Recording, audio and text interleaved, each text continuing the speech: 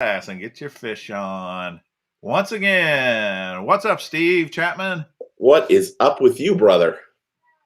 Not much. Just hopefully we'll have Matt on here soon, but we have some other topics we're going to cover here shortly. Yeah. We'll talk about Luke Duncan and Rob Turkle after we talk to Matt when he gets on here, which That'll should be fun. We should both have different sides. Yeah. Okay. And you know, don't take it personal. It's a debate. Yeah. Right. There's no winner. Okay. But we should take sides. All right. That sounds fun. I think that would be kind of fun. That would be kind of fun. Oh, and let's just put it out there right now. I see Baitman TV. Dude, we're right behind you. I don't know what the hell was going on. But I don't either. We're there with you. Dude, Baitman. It's all good in the hood, man. Yeah. We disagree with that whole thing. Yeah, that was... We don't even understand it. Head scratcher there. Yeah. High five. Wow. So we'll talk to Matt Herren. Yeah, Matt's supposed to be joining us. Hopefully he does. If not, then we'll just we'll do what we do best. If I can have 20 seconds, I need to say happy birthday to someone. All right. Today is like a brother to me. Literally a brother. Maybe a little bit too close a friend. Might need a little gap between us here and there. But my buddy Patrick Sabile had a birthday today. And you know, I think the world of him, and I'm so happy that he's our friendship, and I'm just happy that he's okay. he's not crazy. But you know, I just want to say happy birthday to him. That's all. Awesome. Happy birthday, Patrick, from everybody. All right, Matt is on. I see him. So let me link him up here. Uh-oh. Wait. Okay, there we go. He disappeared and then he reappeared. I'll give him there he is. How you doing? Man, I'm doing awesome. How are y'all doing tonight? Good, man. It's great to see you. Y'all too. You think that the off season be a leisure time for me, but when you stay gone all these months, my honey-do list is long, boys. You gotta catch up after tournament season. Yeah, it's and trust me, the boss has had me hopping too. Yeah, the boss. That's exactly right. That's the boss. Right. So, you know, it's been ages since I've seen you. You know that? It has been. It's been a while. I didn't see you at ICAST this year. Were you there? No. And after what I heard happened there, I'm glad I wasn't. I'm calling it I-COVID, by the way. Yeah. Quentin Capo came down, and Bill Lowen and I had stayed over up on Lake Ontario. Just decided that we didn't want to make the trip for everything going on. And I left, and I'd been there about a week. When Capo got back, he gave the Lowens COVID, and they both about died from it. Yeah, I know. We talked to Bill. I talked to Bill afterwards. It seemed like everybody that wasn't vaccinated came out of there sick. It was pretty crazy, man. Yeah, it was. After all that went down, as sad as I hate to say it, I am officially vaccinated. It got too close to home. I had two really close friends in the last couple of months that's passed away from it. And sorry to hear that. Yeah. We had a good friend, Topwater Johnny, pass away a couple weeks ago. Yeah, man. I mean, I seen those guys at Lonnie O'Neill and a couple of guys that have been fishing the NPFL or NA whatever. Yeah, Skeeter Fowler, and it's God, man. I mean, it's just you want to say, well, I ain't gonna get it, and it's just not real. And then when it starts hitting close to home, it starts. You know, I ain't no spring chicken. I'm 58 years old, and I started doing the math. And I'm like, I don't know if I'm gonna play with fire or not. And it's one of the sickest feelings I ever had taking that shot because I did not want it. Yeah, I don't I want to play, understand but that. take the chance. Yeah, yeah. Especially for your family, man. Oh yeah, that's right. So You know, we usually start off by saying, how did you get introduced into the outdoors? Tell everybody how you got started fishing. I don't remember.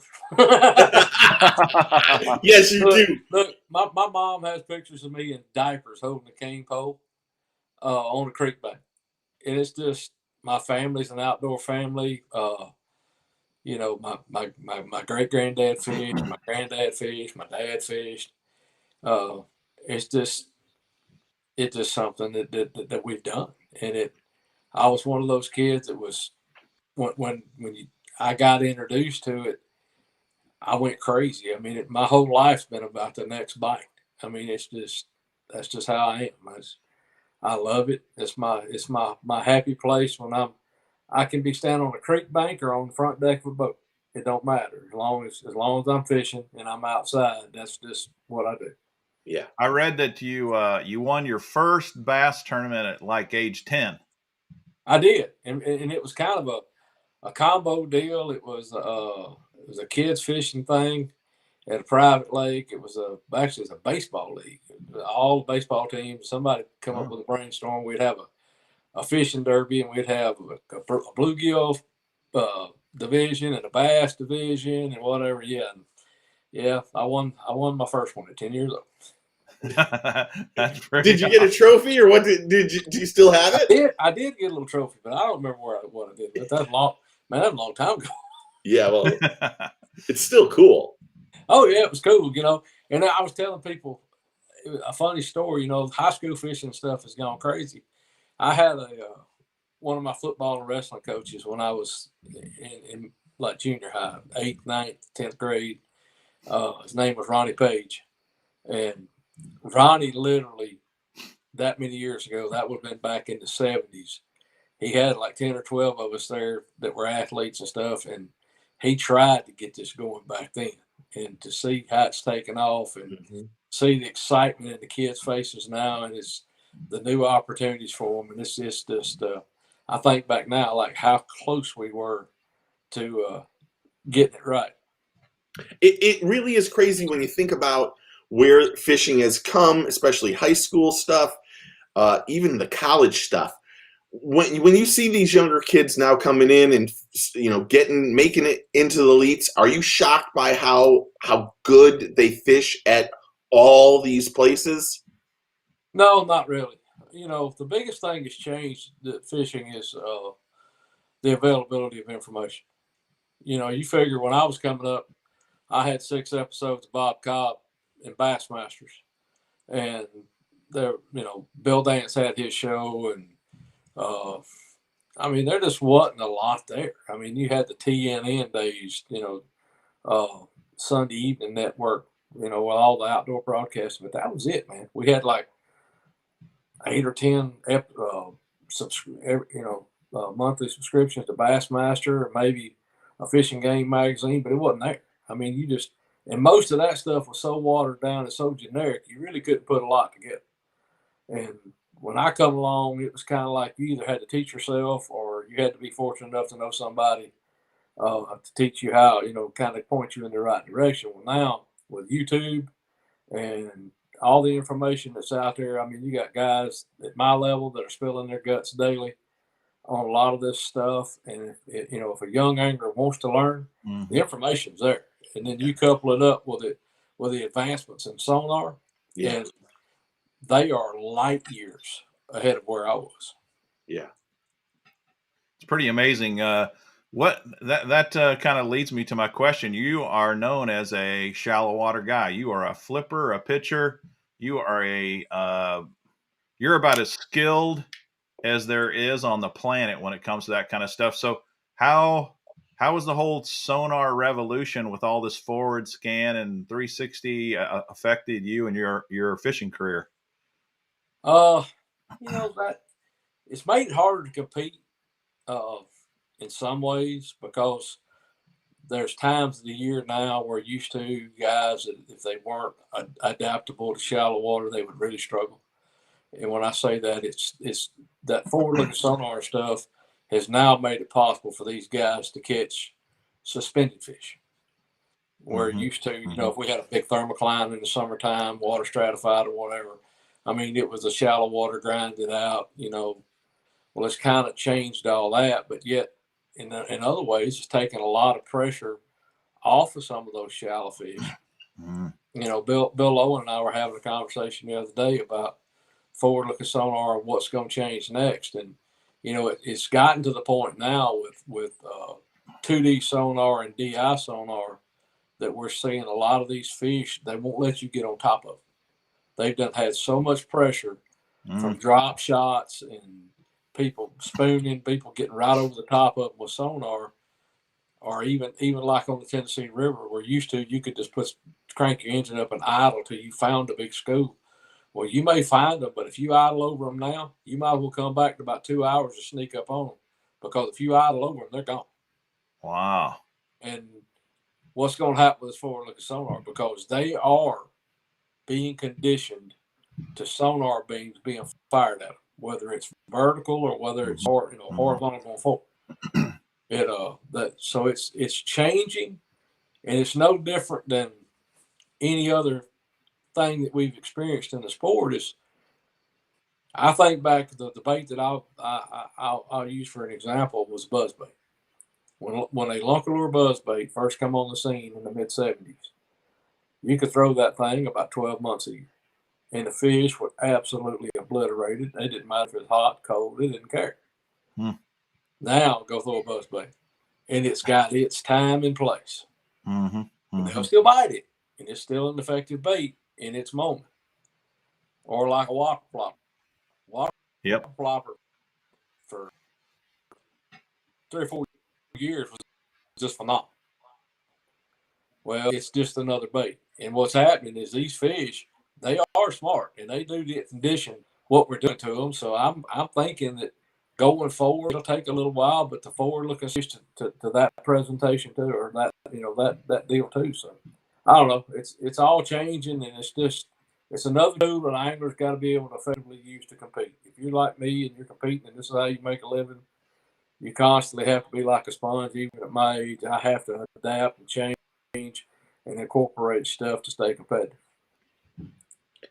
How tough is it to you know, is that saying, you can't teach an old dog new tricks, but how hard is it to learn these new things? And is there a possibility at some point that there's maybe too much of it and it starts to hurt the tournaments? Well, I think it hurts the anglers, because I've gotten caught in it as well. You know, I made a big commitment several years ago, probably 10 years ago, that I wanted to be a more versatile angler, and I do quite well now at drop shot tournaments, and I do quite well now at offshore tournaments, and it's because I had to. And I got to looking at my stats, and as long as we were up shallow or whatever, I was in the top 20, and then we'd go to up north, and I was just hanging on by the skin of my teeth just to make the classic, or trying to hang in the top in the AOY. And I got to looking at it, I'm going, you know, I compete against these guys all year long at certain conditions, and I take them to the woodshed, you know, the top 2% or 1% of the field, and there's no reason why I can't do it here. So I've become a lot more versatile, but you got to be careful in the fact that the biggest thing I've learned from me is, I know my strengths, and I finally learned that you can't play another man's game.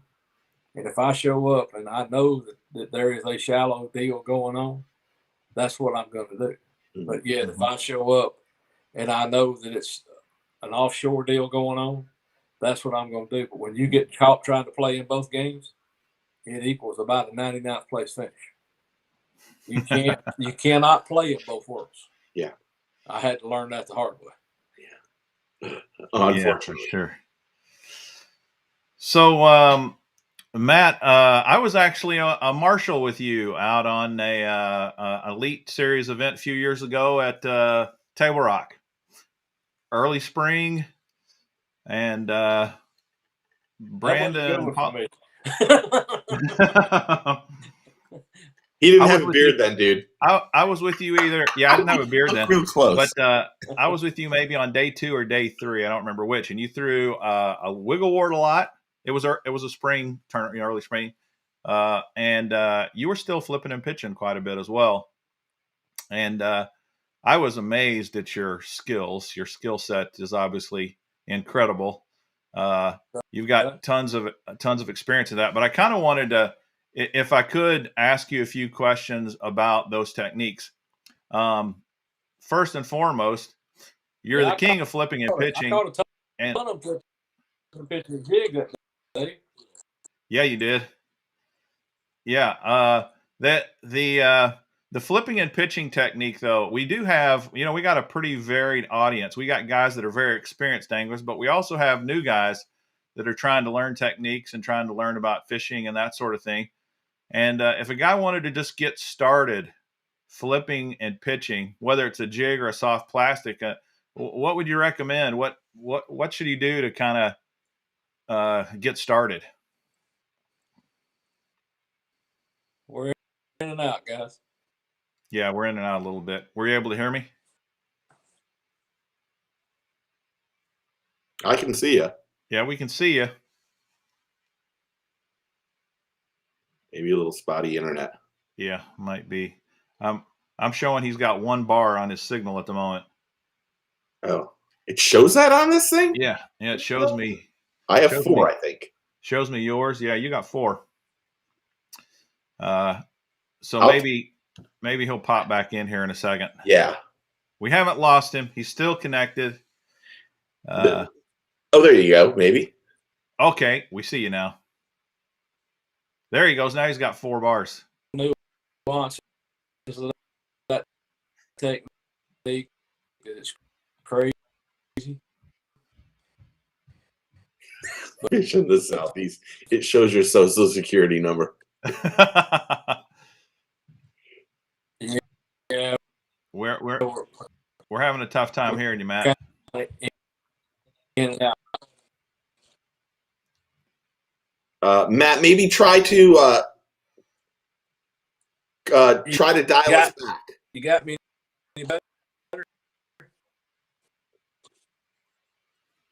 I'll text him. Hold on. Hey, Okay. hold on. I got 3 bars again. Oh, there you go. You're good.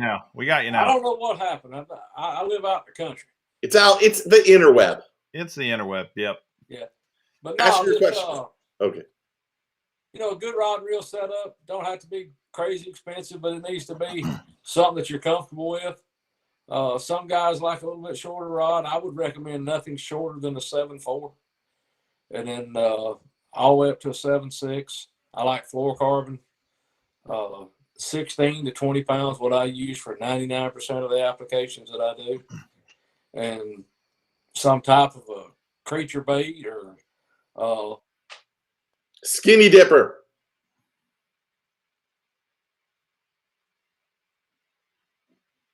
Oh, I don't hear him.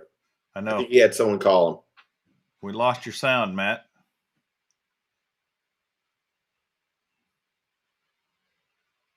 Nope, can't hear you. I think what happens if you use your phone, there you go. He'll call back. We'll get some of these other people. We'll ask some. If you guys have questions, by all means, we'll try to put them up here. Oh, here. I'm back. There you go. Oh, yeah, we got you now. You're sounding good. Anyhow, just a good, solid rod reel combination. And then, most people think you got to flip pitch, certain kind of stuff. But, man, you flip and pitch anything from grass to boat docks to rocks to stumps to anything to shade. I mean, overhanging sheet's a great place to flip and pitch, but anywhere fish, you can pinpoint them down and get them to where. Okay, so he's down to 1 bar again.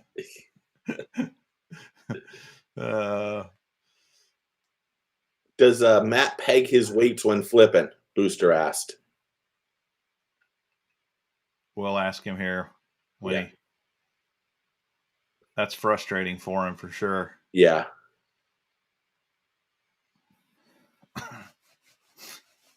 Well, he's walking now. Uh-oh. Oh, we'll get to see the house now. Show the house while you're doing it.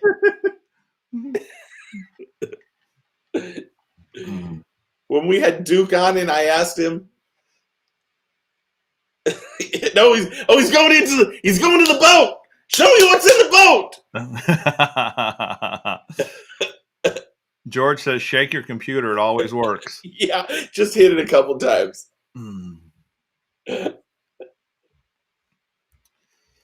Well, hopefully we can reconnect with him there. Yeah. Because we haven't gotten into any of the good stuff yet. Oh, God, yeah. I'm not going to ask that one question that I told you about, though. Yeah, exactly. Yeah, I know that he likes a 7.6 heavy rod is what he normally uses. He's a Kistler man. Yeah, he's a Kistler man for sure. All right, you look good. You look good, but we can't hear you. We can't hear you. Are you on mute? Oh, I like the hat. He's got his Dirty Jigs hat on. Oh, yeah, Dirty Jigs hat. I don't know why we can't hear him. Yeah, I don't know either.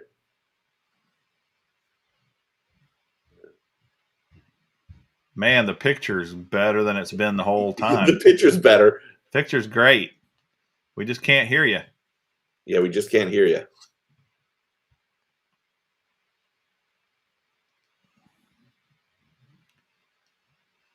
All right, now he's gone black. Yeah. Oh, man, that picture's even better. No, can't hear him. I come home for this. Let me try. I'm going to try removing him from the stream. Yeah, you might. Hey, Matt, hang up and call back again. Yeah. Can you hang up and call back? All right. I come home for this. I got to be in New Smyrna later. Yeah, he's guys like him really interest me. These guys that are what I would call a specialist. He really is a shallow water. All right, here he goes. He's back. All right, now we got to move the pictures around here. So there you go. That ain't long enough. Oh, we can hear you good. Can you hear me now? Yeah, we got you. You look good, and we can hear you good. Well, I thought my Wi-Fi would work in my office. For some reason, Wi-Fi is not working in the office, so I had to come back now. So that's all right. No problem. Got it. About that. Now, do I peg my weight? Only when I'm trying. I have to. Really? No, I do not.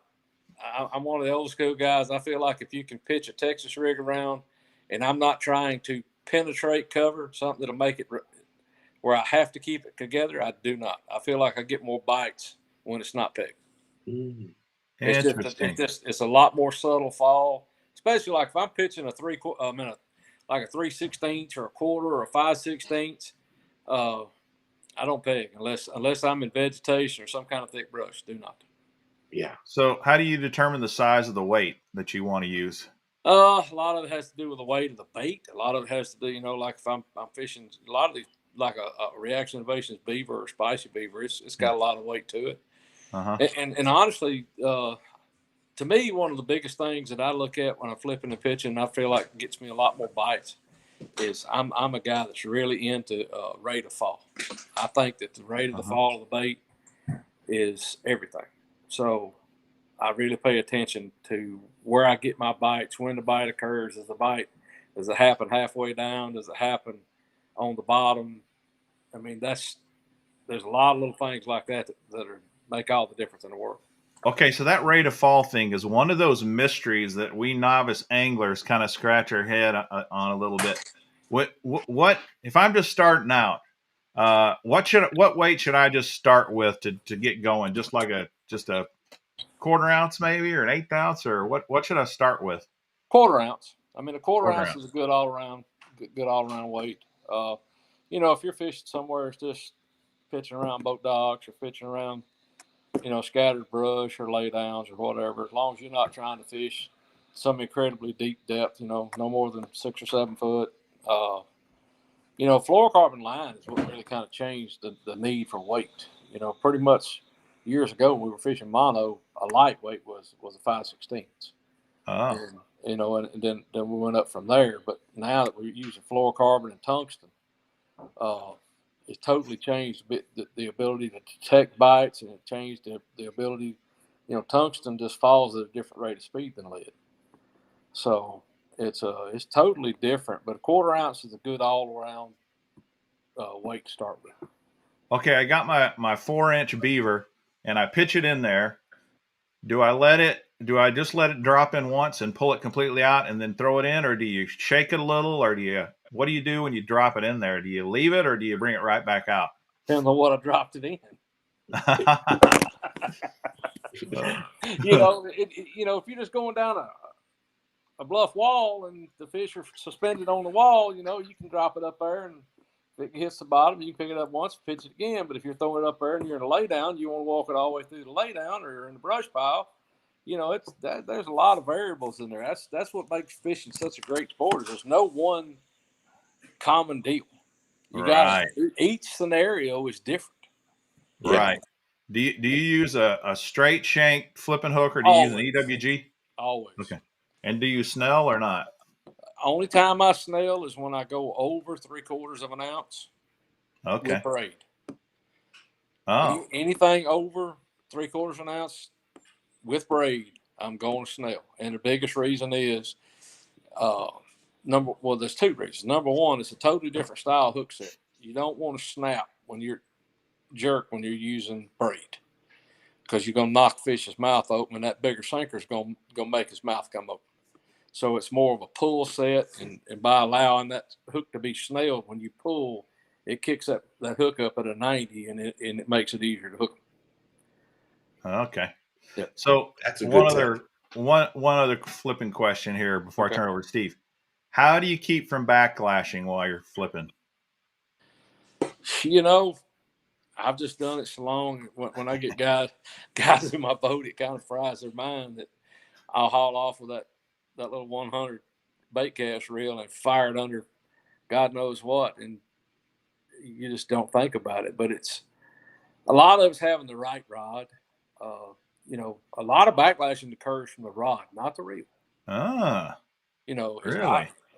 It's kind of you want the right tip on the rod for the bait you're throwing, because if you don't feel where the bait is, if you can't tell where in the pendulum that the bait is, you don't know when to release it. So if you got a real stiff rod and a real light bait, and you don't know exactly where it's at in the loading process, when you take it back to unload it, it don't unload right. So it's almost like a golf terminology. You got to know where the head of the club is.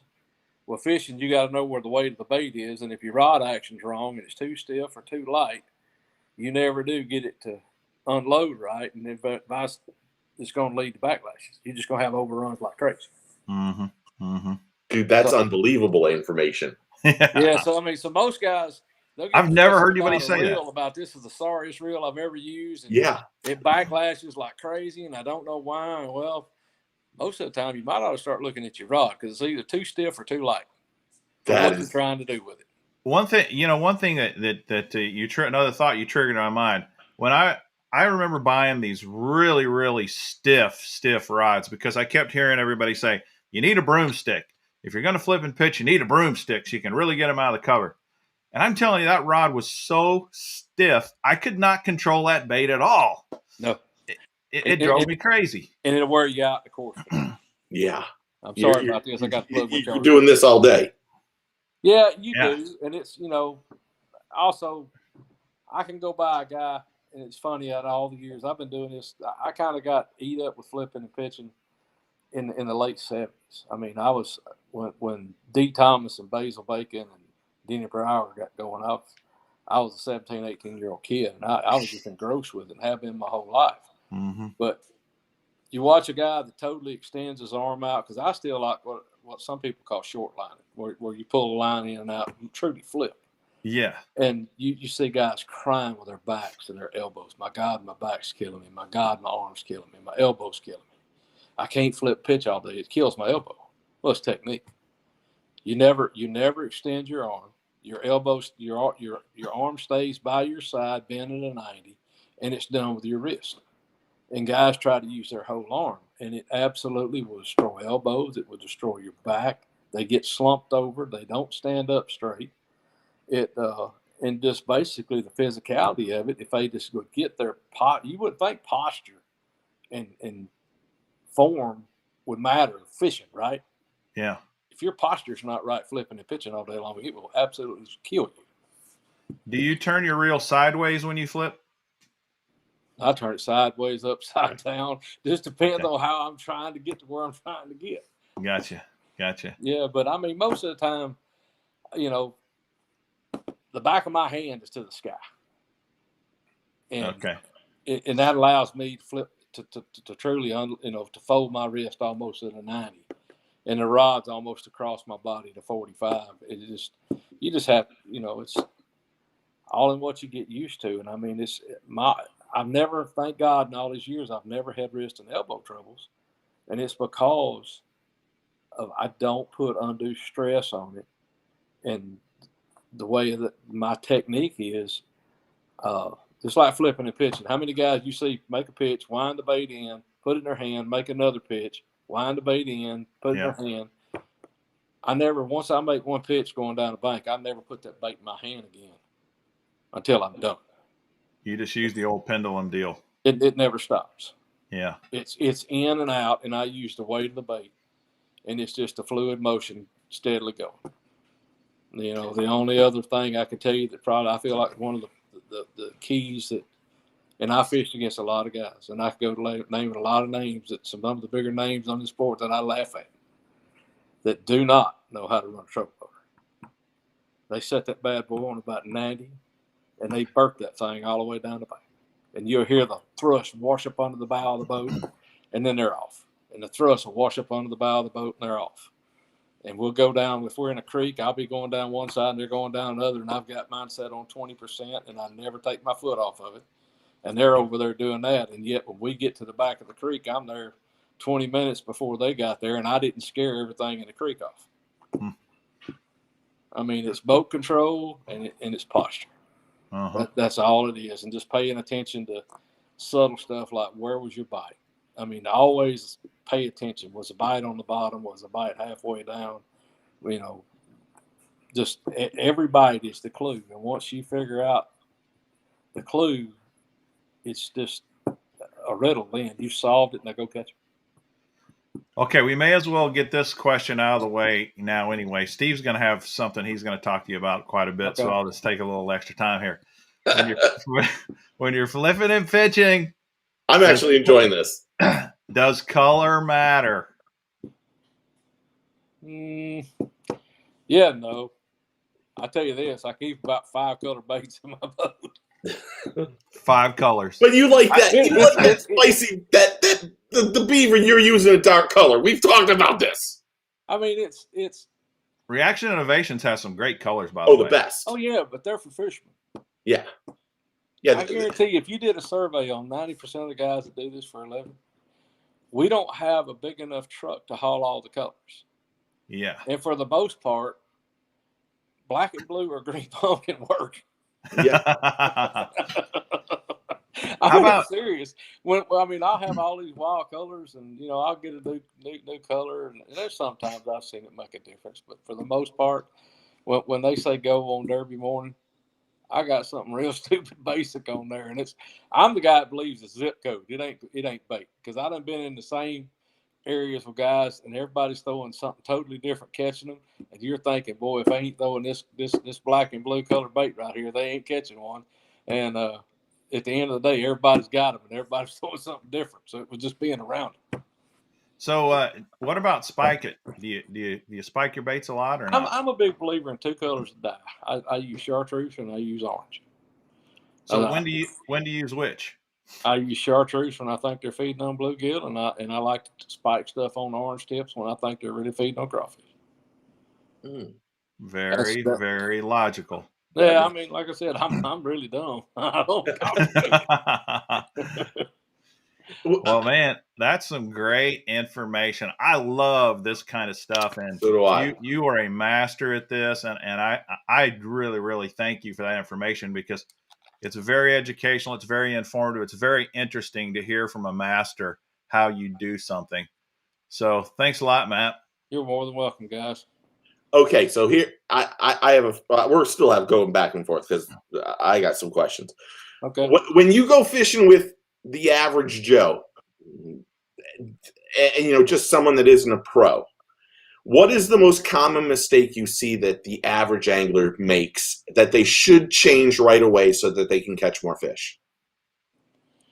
To me, the biggest thing that I see difference between a guy that makes a living at it and a guy, let's just say fishing shallow. Me, yeah. Okay, is angles.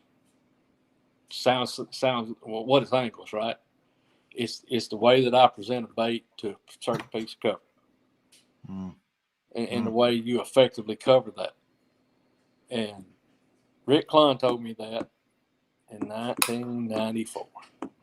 I drew Rick in a BASS Invitational that you followed. And at the end of the day, I mean, I was in awe. I'm still in awe of everything he's ever accomplished. And I spend a lot of time around him because we camp in the same campgrounds a lot. But he made a comment to me at the end of the day, and I was getting my stuff out of the boat, and I told him I enjoyed the day, and he had a good day. I'd had a good day, and I said, maybe we'll get to fish together again sometime. He told me, he said, I don't want to fish with you again. I looked at him. I thought it was going to hurt my feelings. He says, I fish with a lot of guys that absolutely do not understand angles and presentations, and you do. And he said, you made it very hard for me to fish today. Because if you got a target, there's only one or two or three angles there. Yeah. Well, when we pull up there, if I got one angle, that the possibilities are limited. So that you take a guy like Rick, I took option 2 and 3 away. So that's the biggest thing, is understanding strike zones and where to present your bait. That is the biggest difference. That's number one pet peeve about, if you got a target, you got 90% of the time you got one or two possibilities. And how many times you been fishing with your buddies and you coming up to a key piece of cover and there's a fish there and the wrong cast is made and you're hung in that and you booger it. And there's only so many possibilities a day to get so many bites. Yeah. So if you go to botching them, or if the fish is set up there, I truly believe a lot of the bites that we get fishing is because of the reaction bites. Yeah. And if you don't make the right presentation, you just lost that opportunity for that reaction bite. So most of the time, especially if you are truly getting a reaction bite, it's a one cast deal. You mess it up, you just mess the whole deal up. And it makes sense. Yeah, but that's one of the things I see is that. And then the other thing is when we're out there fun fishing, even when I go fun fishing, I can't get it out of me because I'm always about the next bite. I'm always trying to establish a pattern. That's how, I'm always trying to turn one bite into 20 pounds. And when you're fun fishing, I think a lot of times you miss the 2 or 3 signs that the fish gave you to turn a 1 or 2 bite day into a 15 or 20 bite day by just not paying attention. Yeah. There's, with the mapping that's available to us now, like Lake Master and the sonar that we have, you wouldn't believe how many times in the course of a day I'll be struggling and get one bite, and I can take that bite and go through the scenario of he was halfway back in the creek on secondary point, and it was this deep, and I can look at that map card, and I can go find other creeks, and all of a sudden that one bite went from one little bitty fish to 20 pounds before you blink your eyeballs. Yeah. And it happens that fast. But that's just the difference in doing it for a living and being off of work and enjoying the day. But yeah, I mean, pay attention to every bite. My thing is always say why. And that was a game my daddy taught me, and that's probably to this day why I'm pretty good at it. Is he always made it a game. We get to catch a fish. You go, why is he here for? Why was he here there? Why was he there? Why was he there? And then that was just always our game, and it kind of translated over into what I do for a living now. Yeah. So, awesome. Matt, the fall fishing, its temperatures are starting to cool down. I know that means we ought to start thinking about breaking out the jig, right? Oh yeah, yes sir.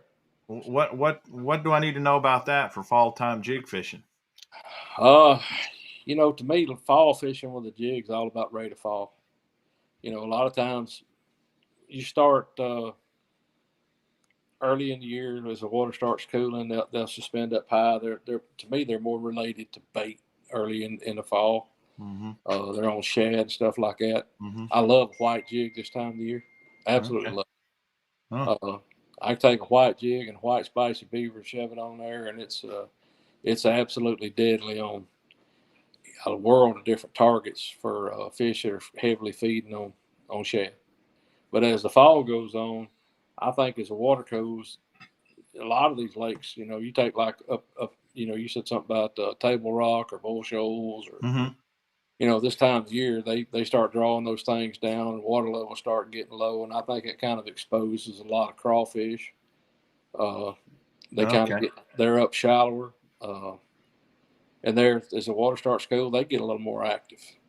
And I think as the late in the fall, as that water temperature starts to get down in the upper 50s, low 60s, all the way down to the mid 50s, I think they really start getting that they'll feed up real good on crawfish. They're trying to put on weight, and they kind of get available because a lot of people they'll still buy the jig when it's real cold, but that's just out of natural habit. But I think that the crawfish aren't necessarily that available to them when it gets that cold because they kind of get dormant.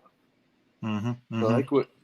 That there's not that available to them. But if a bass sees a crawfish, I'm 99% sure if he can get him, he'll get him. Have you started to look at the schedule for the elites next year and also the classic? Do you start doing some homework? What's the big strategy during the off season when you start looking for next season? I've started getting itch the last few days that I started looking at it. I've got to make some. I got a couple trips I want to go to prepare for some stuff coming up. Kind of excited about Santee Cooper this year. We're going to be there on the right moon phase, and if all the moon and the stars line up, that thing could be absolutely stupid. It could be a Preston Clark kind of deal where it's just 30-pound bag after 30-pound bag. If it's real cold, it could be miserable. But there's it's a good schedule. It's a really good schedule. We're going to be up on Ontario. There'll still be a lot. If it's like this year, there'll still be a lot of those big smallmouth spawning. Uh, it's going to be, the Florida lakes. I've never been a big Florida guy. You'd think a flipper and pitcher would love Florida, but man, Florida's brutal on me. I don't know why. I've struggled down there. Typically, if I come out of there in the top 20 in those tournaments, Classic's a done deal. I don't have to worry about the rest of the year. What makes Florida so tough for you? It's getting easier. The biggest thing that I had to learn is I'm a pattern fisherman and I like to move a lot. Mm-hmm. And it's the hardest thing for me to get used to was that all the fish in a lake swim to one little bitty place in Florida. Mm-hmm. And you think you catch a few and you just leave. No, they just keep coming. Yeah. And everywhere else in the country, you done caught them. So it's just a totally different mindset. I mean, you're fishing for big schools of fish down there that for whatever reason, I still don't understand why 1,000 bass decide to go to one little bitty patch of lily pads to spawn. I mean, how did all those fish know that little bitty patch of lily pads was good? But they do it. And it's, I don't know. Florida is the one state where you have to have the patience of a saint. Mm-hmm. Because you have to have the confidence that there's a big group there and just wait them out. And everywhere else in the country, if you have a lot of confidence and wait them out, you die a slow, miserable death. Speaking of slow, do you ever fish a Ned rig? Oh, heck yeah. Yeah, one of the most phenomenal days I ever had was when we had that that wasn't a mystery tournament, it was an AOY tournament up at Mille Lacs. I actually went up and pre-fished that thing. And back then, I borrowed a buddy's boat. I had a guy that lived up in Minnesota. He says, "Hey," he says, "just come up here and get my boat, and you ain't got to drag yours all the way up." So I went up there and we were fishing. And then you could have somebody in the boat with you, and he had never fished a place. He lived in Wisconsin, so he had some Senkos in the boat, and I'd been hearing about this thing called a Ned rig. We went to a tackle store, and they had some of them VMC bottle heads in there. We was eating dinner, and I said, "I tell you what, dude, boy, if this thing, what I heard about this is true, I'm going to skin you up tomorrow." I think I had 5 smallmouth that weighed about 33 or 34 pounds. Oh my goodness! Yeah, and all the rest of the time we were up there, he just cried and moaned about how bad he got whooped with a dog turd. He called it a dog turd. He said, "I've been beat with a lot of stuff, but I ain't never been beat with a dog turd, man." Bad. Our buddy Booster emailed me a question for me, and he said, in July you wrote an article and you said, "I'm going to fish at the St. Lawrence River like it's a series of one-day fruit jar tournaments. I really have to shake things up and get myself out of the place I'm in." You end up finishing in 84th place at St. Lawrence. With that finish, does he feel he got, I quote, out of his place he was in? What happened there? I stayed in it. Yeah. You know, that tournament right there, I should have had a phenomenal tournament. And I zigged when I should have zagged the whole time. That's probably the only tournament in my career where I was around them and didn't catch them. And why is that, though? What made that happen? You know, sometimes you can get some bites that lead you in the wrong direction. And you got to remember, the year before we'd been there, those fish were 25 to 30 foot deep. They had already gone out. Well, it was a totally different year. And everything was way behind. Well, first day of practice, I kind of rolled up there shallow and didn't do any good first couple of hours. Well, I rolled out there in 25 foot, and all of a sudden there they are. And that was gets death, because I got like 7 or 8 bites a day that were the right ones in practice. You know, they were 4 and 5 pounders, but it wasn't groups, and I never could find the groups. So I kind of sold out on that depth zone, and I just got on the wrong deal. I mean, there's no excuse. I just didn't get on the right deal. I just oh well. it's almost like knowing a place too well. You kind of go back to the things that you're used to doing in some instances. Well, not just that. I mean, I was probably catching 30 or 40 a day. Really? I got on 3 or 4 big schools of smallmouth, and you know, in practice, those schools I would catch a couple of 2.5, 3 pounders, then I'd catch a 5. And I'm like, well, they're mixed up together. I just got same deal. You just got to be patient, and you do up there a lot, because you get around an area and they'll move around. And just because they're on a hump and on the front of it today, they may be off the side tomorrow. And a lot of days you'll roll up there. I've made the mistake of, you know, you'll fish where they were and they ain't there, and you'll leave. Well, a lot of times you just got to kind of move around. Smallmouth got that attitude and that tail, and they'll swim around on you. They'll live on a piece of structure, but they ain't always set up the same place. Well, the whole time I'm getting bites. I just didn't get the right ones.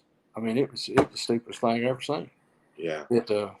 Oh well, it happens. Yeah. I ain't gonna beat myself up about it. You know, it's Champlain. You know, Lowen and I are really, really good friends. Yeah. And he was struggling. Lowen's the best. Oh yeah, and he was struggling trying to make the Classic. I pretty much knew all I had to do was catch a few fish there, and I'm in. And I think that was kind of something that happened to me at St. Lawrence too. I knew I'd made the Classic, and I was literally trying to win that tournament, and I shot and missed, is all I can tell you. But anyhow, I got on the right fish at Champlain and gave him the bill, and then Bill didn't go fish him. Oh. So he went and did his thing, and then the second day I went and caught like 19 and a half pounds. And I told him, after I told him, if you ain't going, I'm gonna go catch them. Then you dumb. You know, we had Bill on a few weeks ago, and he talked about your friendship and what a good friend you are, and that you guys hang out a lot together. And he mentioned that when he won at Pickwick, you stayed behind, and how much that meant to him. what was that like for you to be there when Bill won that tournament? Probably the only time I've ever cried when one of my competitors beat me. I know how hard it is, and you know, I've won the FLW tournament, you know, and I've won the Texas Toyota. Mm-hmm. I've had some success, but I've seen how close, how many times he's got there, and I know what a great person he is and what a great fisherman he is, and he was kind of we were cutting up that night, and I was actually going to pack up and go home, and then I was getting ready, and he mumbled something about stay. He'd see me tomorrow Sunday afternoon, and I said, I ain't staying. And then I told him, I said, if it looks like you got a chance to win, I'll be there, buddy. And I sat there and sat there and sat there. I ain't never fussed at Bass Live so much. if he only knew how bad I was like, you need another one, dummy. Shut up. Yeah, but it. So what'd you think when he got that big in there?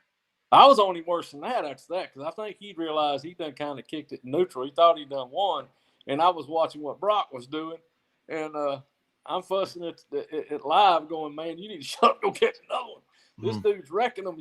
You ain't got it won, and it was pretty cool. I mean, it was to stand backstage, and it was just special, and to have a friend like that. Yeah, it's you know what? I'll tell you a funny story. People think that we work together and we do all this, that, and the other.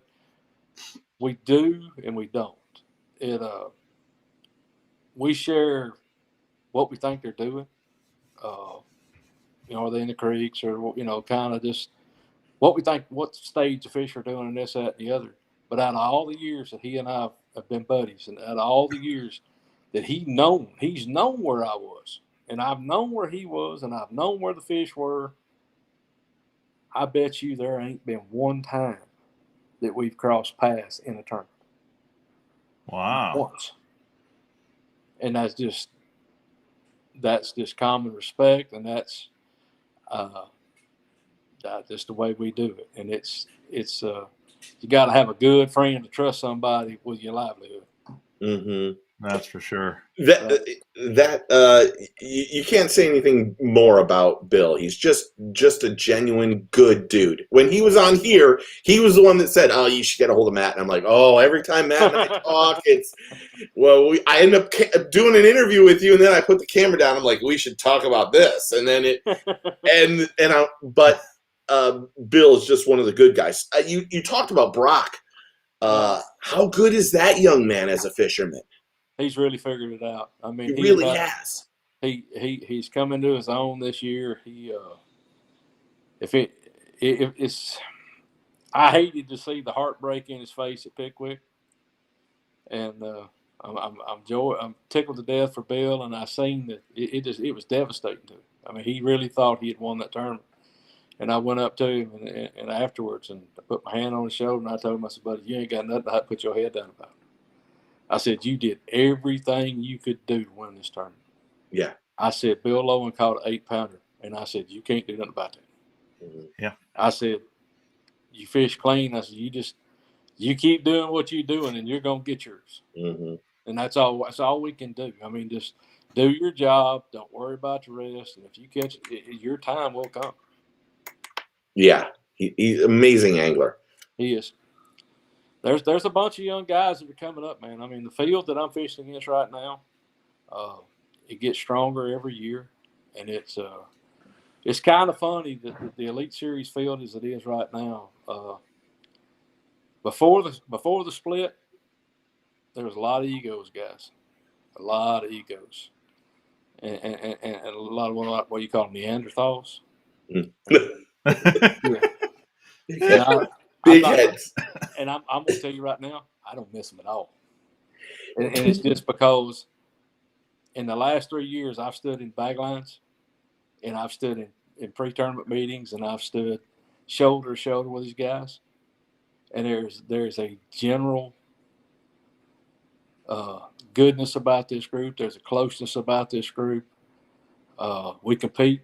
We play hard. I mean, we play rough.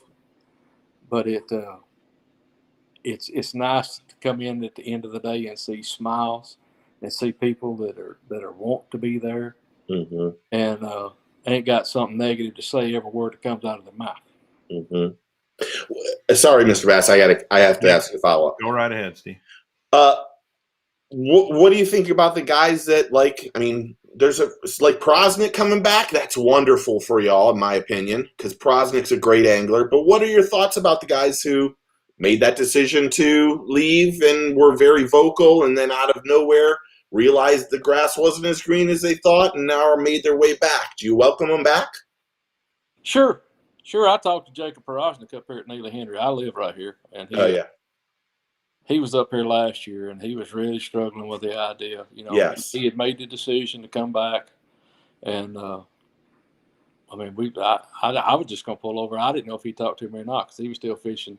Jacob and I always got along when he was here. Jacob was one of the ones that was what I call one of the good guys. But we always enjoyed talking, and I pulled over and I seen him in the parking lot working on his tackle, getting ready for the tournament. And all of a sudden, I'm sitting there an hour and a half later. He and I had a long talk, and you know, look, everybody's got their reasons for doing everything, and you can't fault a guy that thinks that he's doing something better for himself and his family. Mm-hmm.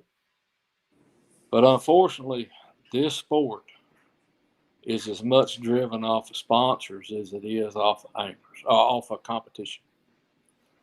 And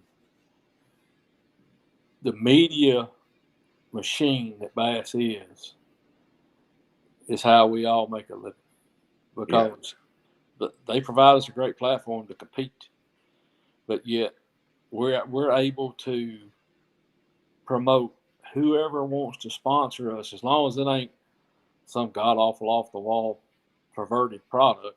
Mm-hmm. If you go out and you land a sponsor, you can openly promote that, and if you're angler catching them, they provide the platform, and that's something that no other tournament organization's got. What's going on over there is still a closed door party, just like it's always been. I started my career at FEUD, and the reason why I left is because unless it was their sponsor, you couldn't promote it. So how am I going to make a living? If I go out next year and I fish all 9 Elite Series tournaments and I finish in the top 10 in every one of them, but I finish 10th in every one of them, I ain't going to win but $120,000. It's going to cost me $80 to operate next year. So how are you going to make a living without your sponsors? Mm-hmm. And to have sponsors, you have to be able to promote those sponsors, and you have to generate sales for those sponsors. And we ain't Major League Baseball. We're not getting paid millions of dollars to show up and compete. So it's kind of a catch-22. So I don't know what the answer is, but I never doubted for 1 minute. My whole question when that whole deal started splitting up is, have you talked to all these different sponsors? And I kept getting told, oh, yeah, we've talked to them. And I would talk to them, and they said, no, we ain't heard a word. And I opted out. I'm like, no, negative. Not me, boys. Y'all have fun. Yeah. So that was a weird summer. I mean, we were at ICAST, and the media kind of got wind of what was going on, and then it was, who's going where, this and that. And then the split really had an effect on both sides, because it was, you're close with a lot of those guys. But let me ask you this one question. This you think about this one for a while. This was told to be the best thing that ever happened to professional fishing, right? It was. Then why do you take, when you could have taken, if you wanted to truly take the sport, why did you take 50% of the anglers and exclude the other 50%? Yeah, it was. Why do you pick and choose? Yeah, the picking and choosing was, you were either, this is going to get me in trouble. Either you were a good friend of Boyd's and you got invited, or, you kind of were, well, you can pay to get in or whatever. And like I said, the ownership, the majority of those guys that are directing that other league single-handedly destroyed the best thing that could have been for fishing, which was the PAA. They had their own personal agendas, and they did not want it to succeed. And when they come up with the MLF platform, they absolutely put a Titanic bomb in the PAA. So when you're dealing with egos and agendas like that, it ain't going nowhere. Yeah, I agree. We talked about this for 2 hours one day. Really, I don't need to say a lot about it. I don't have to go over there. I'm never going over there. I'll be retired. I don't care if I had to go fishing tomorrow, and there wasn't no other league, I just quit. I ain't going over. Yeah. I think there's a lot of people that feel that way. I've always been about what was best. The one thing you can always say about me, I want what's best for the anglers. I want the anglers to succeed. And do I think that it could be better for the anglers in all leagues? Yeah, I do. But, we got to come up with some kind of consensus and some kind of workability to see that happen. And it's, everybody says, well, this league's making all this money and this, that, and the other. Well, I would hate to know what it costs to operate bass. My God, man. Yeah.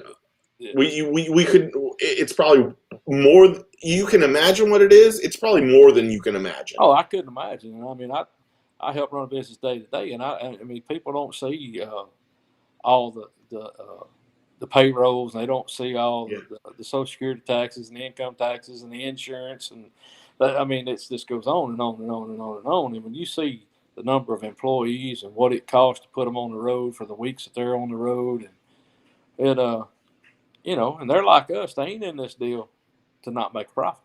Because if they ain't making a profit, they can't stay in business either. So it's kind of a catch-22. But I think right now fishing's in a good place. My gosh, as long as the leadership in this country don't sink our economy, fishing's as good as it's been in a long time. I agree. Yeah, it's pretty awesome. One thing I wanted to ask you is I read the old article in Bassmaster a while back, quite a while back now. The old Donnie Barone wrote about you, and he talked about the 10 years worth of notebooks that you lost.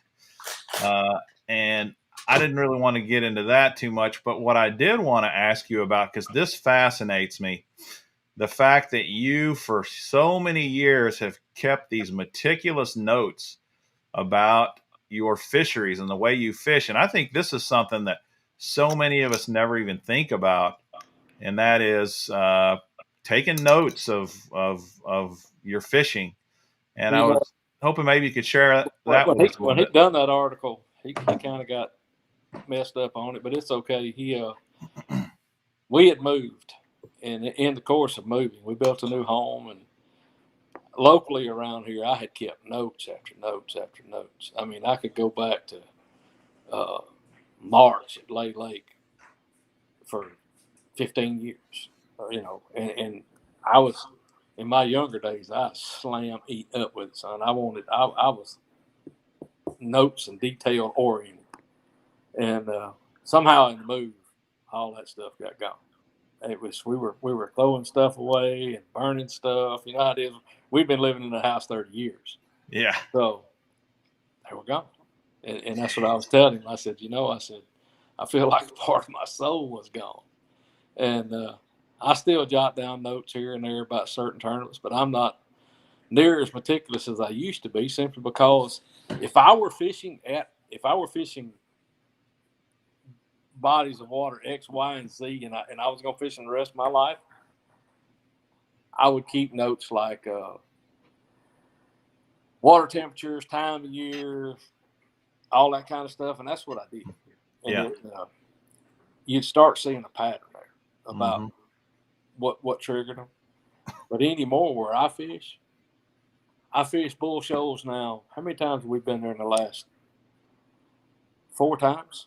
Recently. 3 or 4 times. And anyway, the point of this deal is I've never caught fish in the same place at bull shows 2 times in a row. Everywhere that we go, We was at Lake Champlain this time. I did not catch any fish at Champlain as many times as I've been there. I caught my fish somewhere totally different than I've ever fished at Champlain. Mm-hmm. It seemed like they changed so much that getting conditioned to fish in the same places is almost like a kiss of death. Mm-hmm. And it's kind of freed me up, quit taking so much notes, and I kind of figured that out. I can go back in now and with bass, I can go back in and look at my angler profile, and I can say, what time of the year was we at St. John's last year? And, you know, and I can say, well, we were there in February, and I can say, well, what was the weather like? And I can go back and look at all the National Weather Service blogs on daily highs and lows. Mm-hmm. And then I can look at the moon phase, and I can get real close to what I need to know. But when you're fishing the same body of water all the time, you fish a lot more of it. So I've just kind of learned that I'm better off now to use that general information and fly by the seat of my pants. But it was that story he wrote was, at that time I discovered that I was going to give all that stuff to my kids. And I'm like, dadgummit, Don, it's all gone. My little nephew's here. Callan, it is his birthday today, too. So happy birthday to Callan. He says, what's up, guys? But, you know, Clun, I think it was Clun back in the days who got me started doing that. Really? Yeah, I mean, back when I was a teenager, and I'm 90% sure Clun used to keep all kind of notes. It was Clun or one of the... That sounds like Clun. Yeah, and that's when I started doing it. And it, for a lot of years at home, it helped me because it would... Because I had to, you know, I was the guy, I had a lot of success locally. I mean, I won a lot of tournaments at home. But I was the guy that had to work Monday to Friday. They wasn't no getting off on Thursday to go pre-fish. Mm-hmm. So I was the guy that showed up cold turkey on Saturday morning and won. And I always prayed on Friday for a big, nasty cold front in the spring or something. Because I knew if all them guys had been pre-fishing all week long, I used to kid a really good friend of mine here, Joe Lay. He and I used to cut up. He'd call me on Friday night, and I tell him about cold front coming. I said, boy, y'all better catch him before 10 o'clock, because if you ain't got him 10 o'clock, I'll be done figured it out. You're in trouble. Hell yeah. You're fishing the Redfish Cup. How much red fishing do you do, just out of curiosity? Not a whole lot. But it's always been when we're at the Sabine River or down at Morgan City fishing the Chaffalay. Redfish are kind of like this. You don't have to fish for them; they'll fish for you. You just got to be silent, right? If you're around where they live, they bite. Yeah, and they fight. Their fight is a lot better too. Just saying. They are. You know, this is a cool idea. I got called up and was asked if I was interested, and I thought, heck yeah. Who's your partner for it? Guy, I think he's out of Tampa, Florida. His name's Chad Manning. We've talked on the phone 2 or 3 times, and he's about as fired up. He's a big redfish hand. Okay. Most of these guys we've been paired with are, you know, really, really good redfish guys. Yeah. So now Chad, he and I, we don't know diddly do about the water down there, so we'll be lost. But we got 3 days of practice, and it'll be fun to get in the boat. I told him I'm a heck of a net guy, and I'm a darn good backseat guy. So you point me in the general direction, and if he's there, I'll catch him. It's gonna be fun. I mean, we'll get to kind of put our heads together and try to formulate something on the fly, and I'm gonna get to step out of my world and get to see the world through somebody else's eyes for a little while, and get to enjoy being down on the coast. I'm excited about going there because I like to eat. Are you going to throw a bait caster though, or are you going to throw a spinning? Boy, if you see me with a spinning rod, it's bad. It'll be odd to see someone red fishing with a bait caster, to be honest.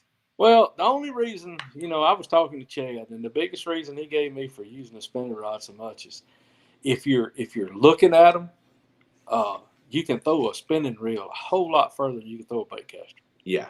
I mean, you can open that bell up and you can throw that thing a mile. So if you're seeing those tails out of the water, That's that.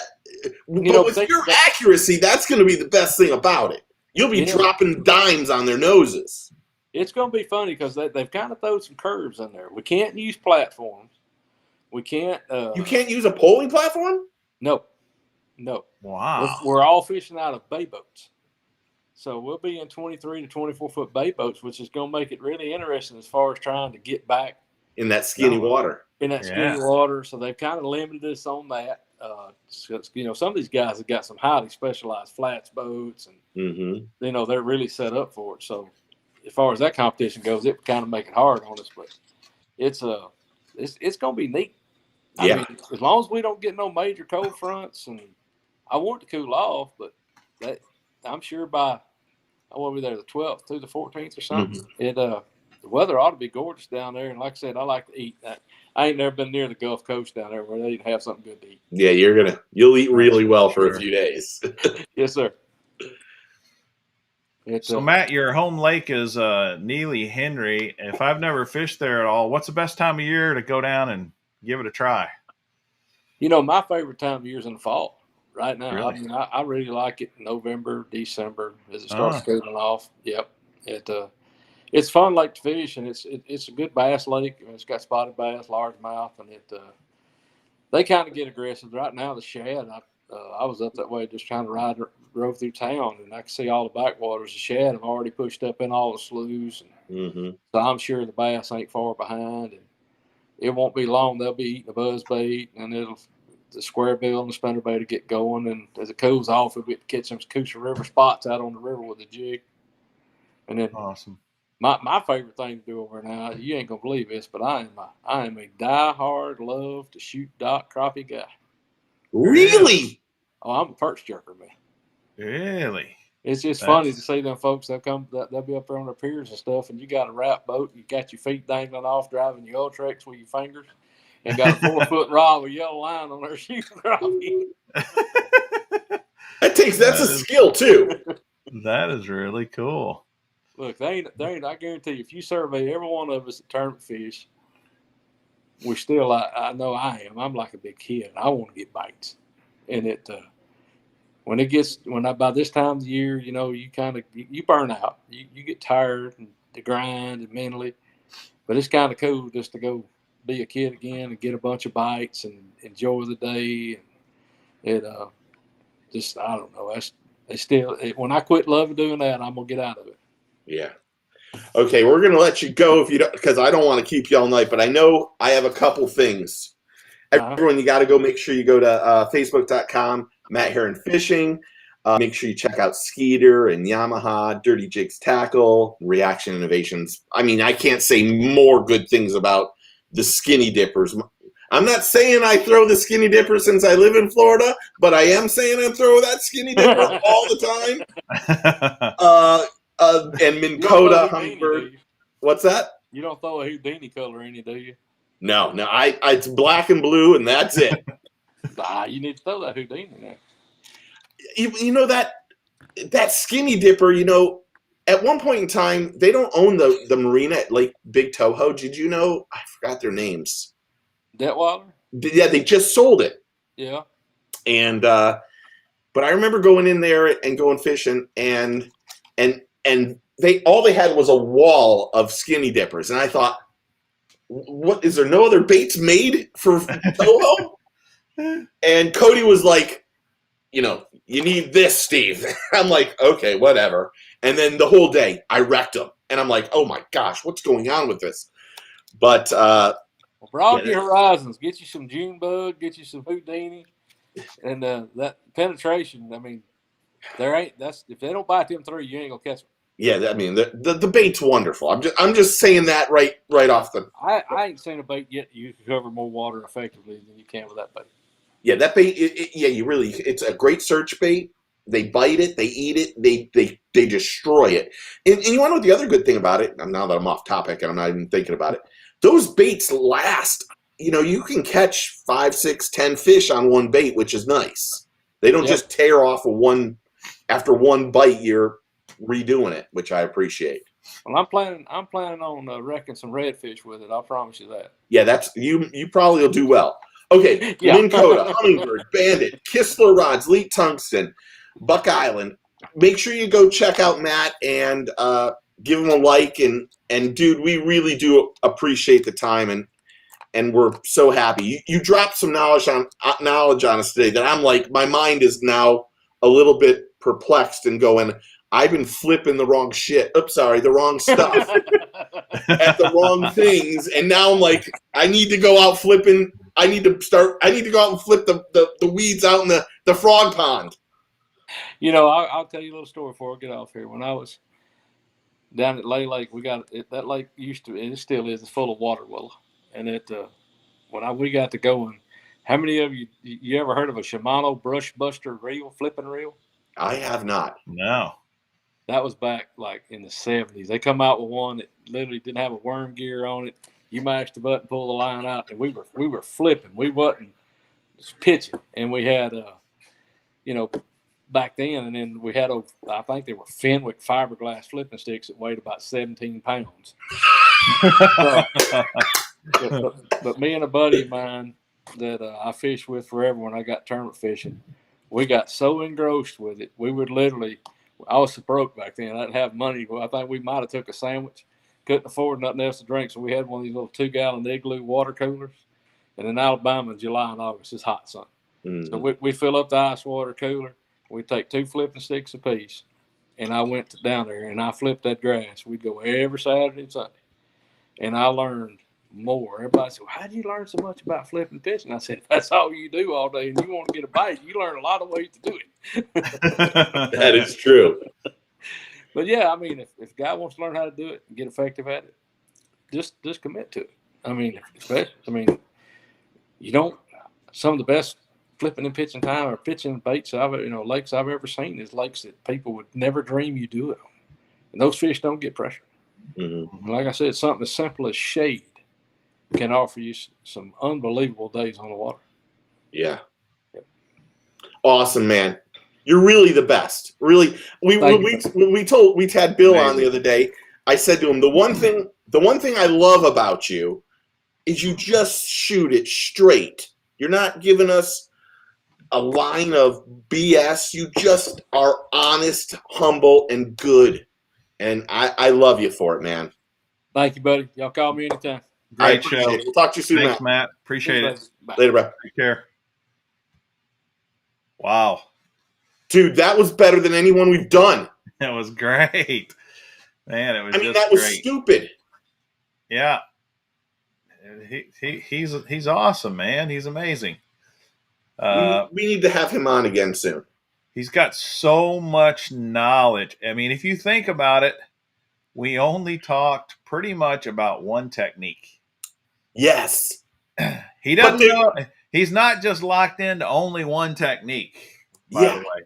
He's locked in. I mean, he's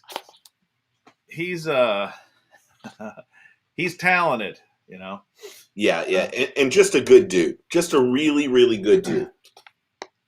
You text him, he's one of those guys that as soon as you know who I texted earlier. I haven't heard back from that person yet. Yeah. All right. You might need to text his agent. If that's the case, then that person isn't coming on. But you text Matt, and within 30 seconds of texting him, he's like, "Of course, Steve. Yes, anything you want." And it's like, how do you get someone better than that? Him and Bill are like that. Yeah, that's right. They're great. So it's wonderful to hear from him. That's all. Okay. Well, I got to say, we apologize. I know there were a bunch of people. There were people texting me questions. I'm sorry I didn't ask them. There were some that were on here.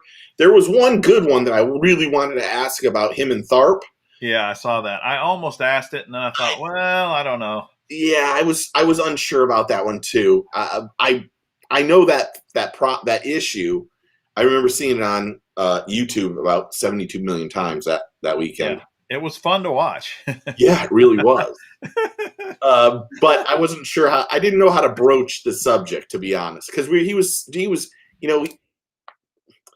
he dropped a little bit on the Major League Fishing stuff, but he was still. I could tell he kind of was a little reserved. But luckily, it wasn't 3 years ago when it happened, because I can tell you that I remember seeing it at ICAST 3 years ago, and I don't even know what Skinny Dipper came out or something came out, new Little Beaver or something. Mm-hmm. And then afterwards, it was like 2 hours of, his thoughts on what was going on with Major League Fishing. Now it's a little bit different because, luckily there's been 3 years and everyone can kind of pull back a little bit, but he's still passionate about what was going on for sure.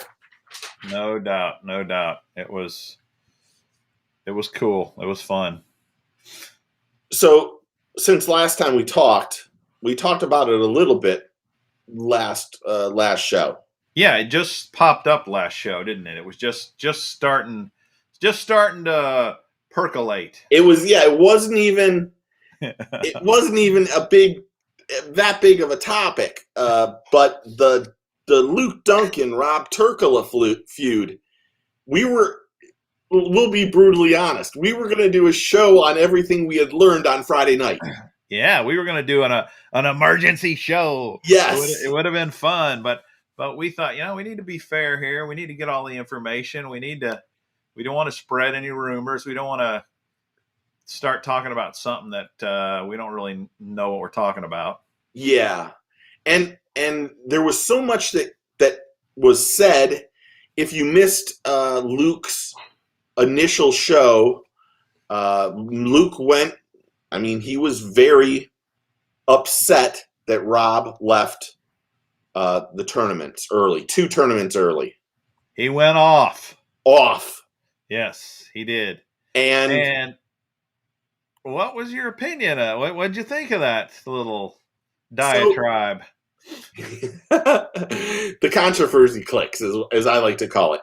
Yeah. I think YouTubers can never be professional anglers. Let's get that straight.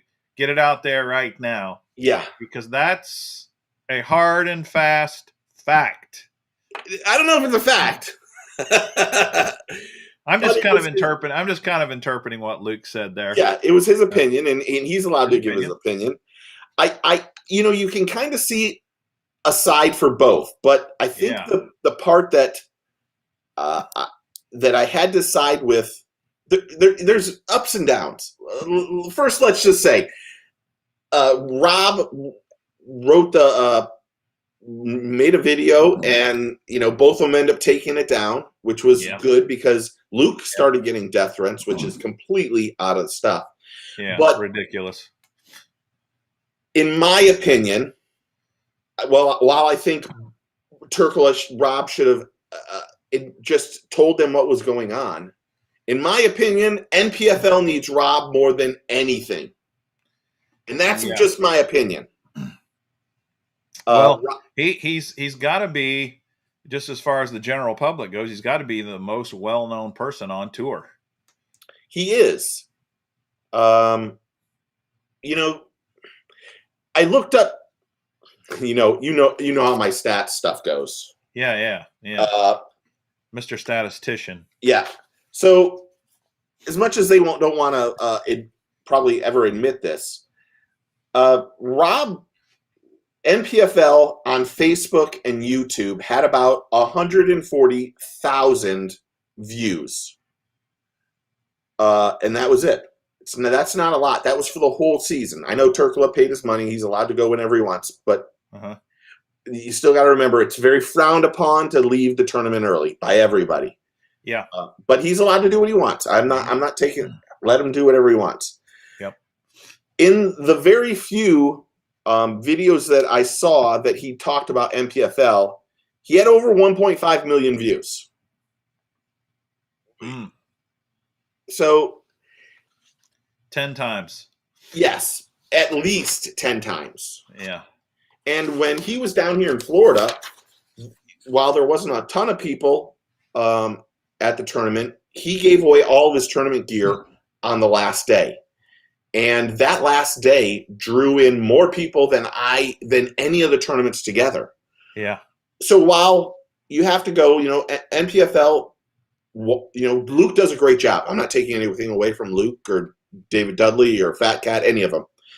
And having Luke as they admitted that the game plan was to use Duncan's and all these guys' media stuff to help draw people in. Mm-hmm. Really, Turkula did more than any of that. Yeah. Turkula. If you were to compare Turkula to anybody on the pro circuit, you could say from KVD on down, Turkula is a professional social media guy. That's what he does. That's it. Right? That's it. None of the rest of us are. I mean, as far as the people on the circuit goes, and it doesn't matter if you're in FLW or MLF or BASS, they're all anglers trying to make a living. They're not social media. He is an influencer. He is an influencer. That's it. That's exactly what he is. That's his role in the world right now. And when he said he was joining these tournaments, there were many people that went, I said it. Why? Why would you do this? Yeah, I said it too. Why would you want to put yourself through this BS that's going to happen if you don't succeed? Well, not only that, I agree with Luke when he says a YouTuber, meaning an influencer, can't succeed at professional tournament fishing. And with this caveat, I agree with it initially, because you can't go from never really fishing tournaments at all to just showing up to a professional tournament and think you're going to be successful. These guys will chew you up and spit you out. They are animals. And they're so focused on it. It's their entire life. And I've realized that you gotta work your way up. You can't fake time on the water. You can't fake tournament experience. There's so many decisions that have to be made during a tournament day that they don't just come naturally. Yeah. So this isn't taking anything away from Rob as an right. I fully think that Rob can absolutely be successful as a professional tournament angler if he sticks with it. But it's going to take time. It's going to take time. It's not going to be an overnight thing. And I think Rob understands that. I don't think he's that naive. I think he was just frustrated. Now I'm putting my own thoughts in here. I think he just got frustrated. And listen, anybody that's fished a tournament and had a bad tournament knows what frustration is. Yeah. I think it's real. I think in going back to Luke, I think the part that Luke is frustrated on, and so would anybody, and same with the people at NPFL, is that they didn't know that he was having an issue. And that if they knew he was having an issue with PTSD, that there was something that could be done. Yeah. The problem that Rob had is that he didn't say it to start off with, and then he said a bunch of stuff about how bad the lakes were, and that he didn't like it, and that almost like they should cater to where he's going. But he knew where they were going before he signed up. Yeah. And take that same logic on any of the other tours. How many times, now granted, a lot of times they do try to say, look, we're going to go to this area during the spawn because it's amazing. But the reality is, even at the very highest level tournaments, they have bad lakes. They have bad tournaments. They have tournaments where the weights are low, where it's a part of fishing. Yeah. And you are rare. You might hear like a Matt Herren. You might hear Matt Herren say, man, I had a really tough tournament. That was a tough lake. It was a really tough deal for me. But he's not going to say, the freaking BASS guys, why can't they get the lake straight? Yeah. I mean, because I've heard them talk about this over and over, the pros. What they say is it's still an equal playing field. We've all got to fish the same lake. If it's a terrible lake, we're all fishing a terrible lake. If it's an awesome lake, we're all fishing an awesome lake. It's all apples to apples, so no big deal. Yeah. So Luke I think Luke and the management for MPFL not knowing what was going on, was an issue. And now having to take Rob's side, I don't know if he wanted that out, but he should have said that up front instead of saying all the negative things about the places they were going fishing. That's how it should have. Now, did he pay his entry fees? Yes. You're allowed to do whatever. But you want to, this has happened to everybody. It's unbelievably frowned on. Imagine if there was a co-angler and out of nowhere he decides to leave after day one. Now that co-angler is stranded. And that's happened in the past. When this all happened last week, throat's starting to hurt. It was, I texted cousin Ken and said, how often does this happen? And he said it's happened a lot. And usually those people, it's really frowned on. Mm-hmm. Now, the PTSD stuff, mental health, Rob's mental health is very important. Sure. But he kind of mentioned something that I kind of didn't like. He said, all the Afghanistan stuff started happening again. And he started doing his new podcast that was just strictly about Afghanistan. So some of this stuff, it sounds like, was kind of brought on by the things that he was doing. Mm-hmm. Now, I don't know that for sure or not. And if I'm wrong, I apologize to Rob. But I think where NPFL and where Luke and the rest of the guys, they said, we're not happy that he just up and left on us. He should have told us what was going on, and it would have made the whole thing better. Because I don't know Luke that well, and really, I think Luke ghosts me now. I don't think he blocks me, or I don't even know what the hell, to be honest. But if Luke would have known that, I know for a fact he would have never mentioned it in his podcast, because the storm that happened after that was ridiculous.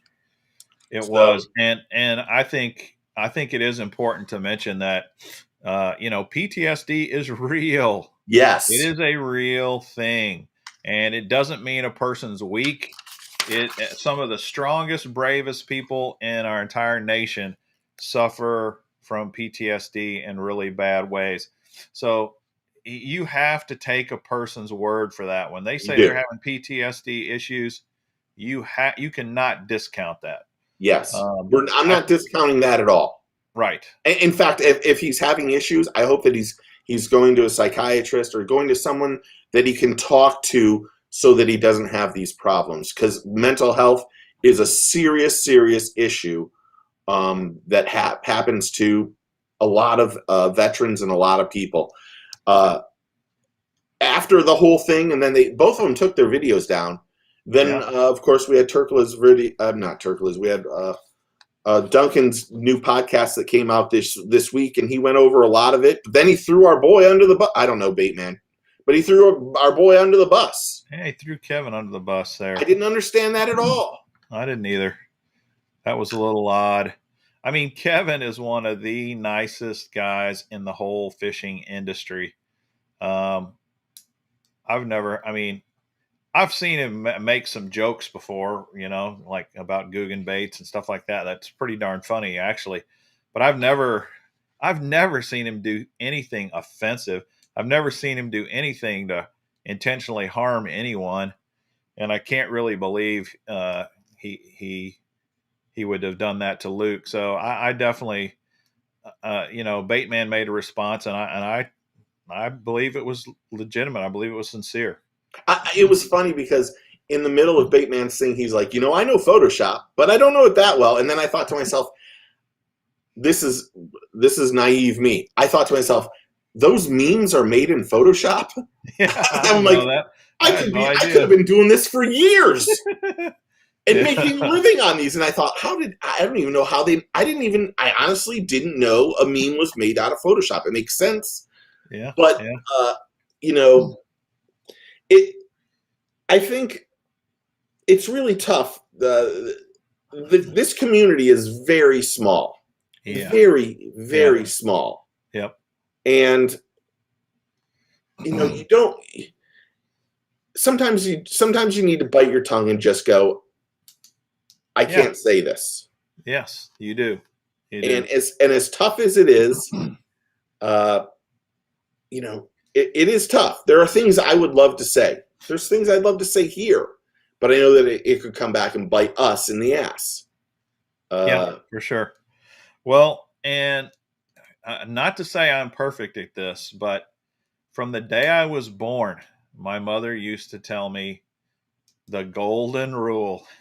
The golden rule. You don't hear many people talk about the golden rule anymore, but it's real simple. Do unto others as you would have others do unto you. That's it. And really, even as a YouTuber, you know, that's kind of something we need. Obviously, we want to talk about issues going on in the fishing community. We want to be involved in that. But we also need to think to ourselves, oh, wait a minute.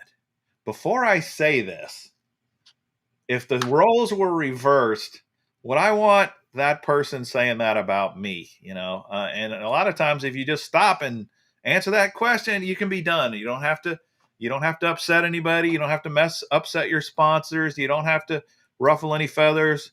Because here's one thing. Like I said, there's some points I think that Luke made that were valid. There was definitely points that Rob made that were valid. Yes. But here's the deal.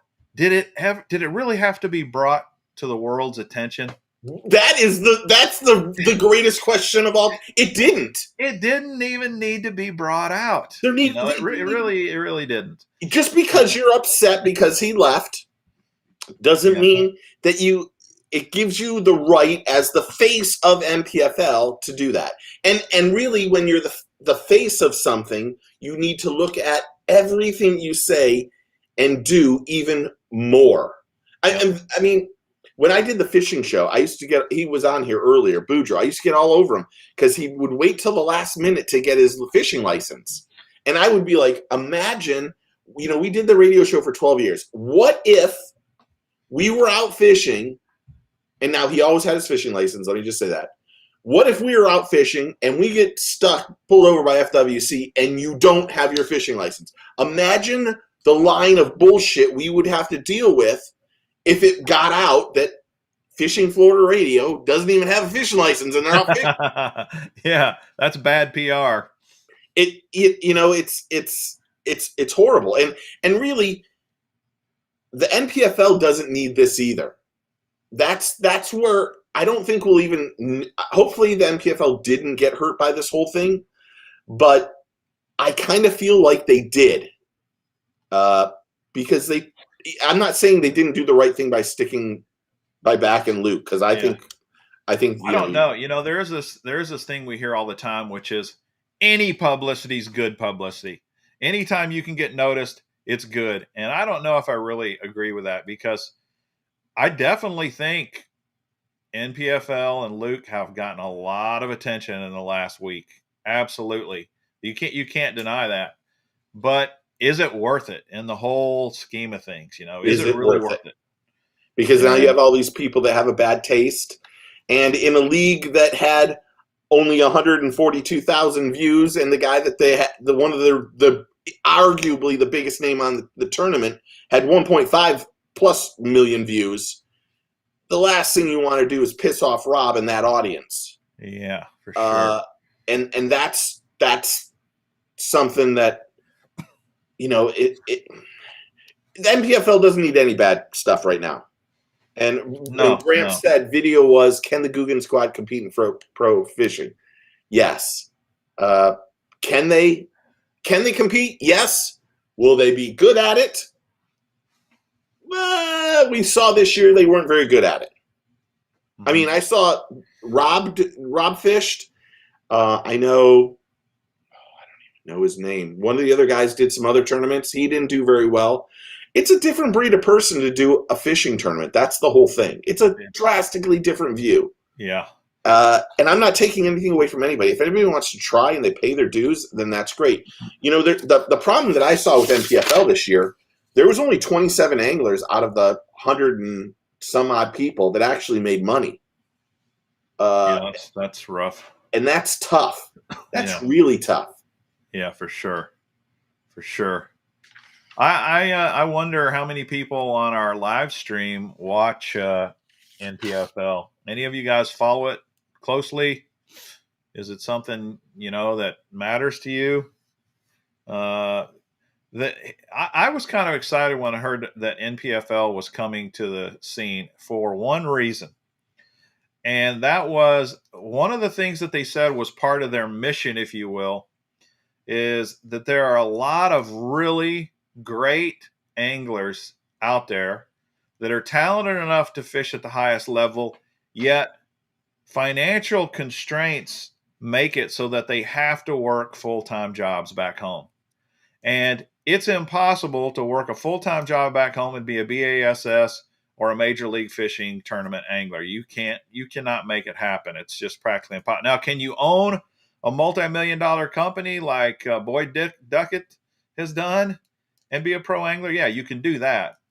But if you're an average Joe, an average blue-collar Joe that's got kids to feed and bills to pay, you can't do that. So one of their big missions was, we're going to give these very highly skilled anglers who have to stay at home and work an opportunity to compete at the highest level and keep their day jobs, keep their jobs at home. And to me, I thought, hey, that's great. This fits a little niche that the highest levels of tournament angling can't accomplish. So that in and of itself, I thought was pretty cool. But I have been kind of surprised at how little the fishing community seems to pay attention to it right now. So Grant said they didn't need to worry why Rob left. They did need to worry why Rob left. It doesn't matter that he paid his salary. Rob was a draw that brought people to their tournaments. Yeah. And while you might not think it's a frown upon everybody, it is a frown upon a league that needed Rob there. They need that publicity. You want to know what? Why didn't the other 80 guys that didn't make money, why did they just not drop off? They all paid their dues too. It's a matter of common respect.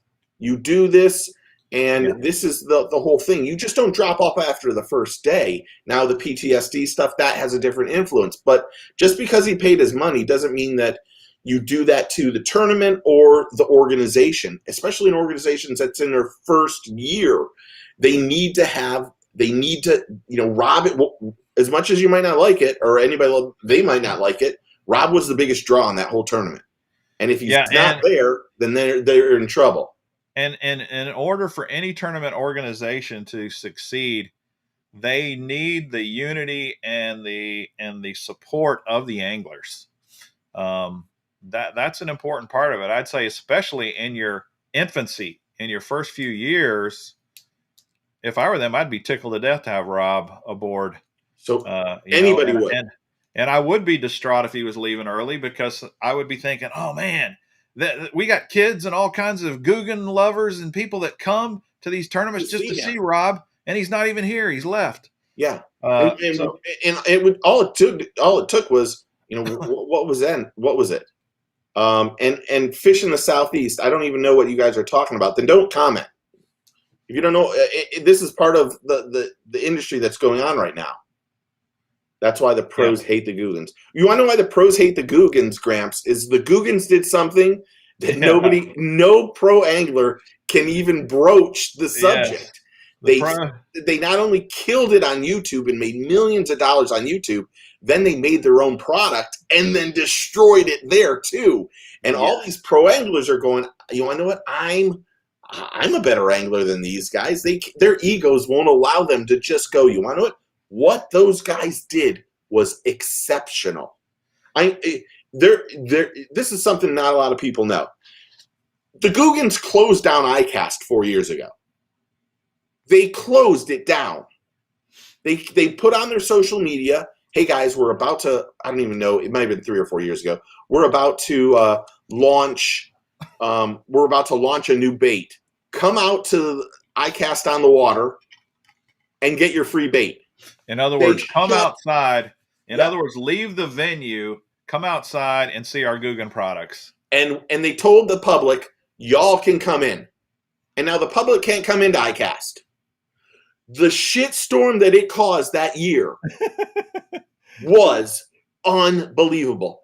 The show brought in 15,000 people. The Googans brought in 100,000 people. That's right. And here's the thing with the Googans. The Googans are a major, major disruptor in the fishing industry. They have taken all the traditional stuff and turned it on its head. Yes.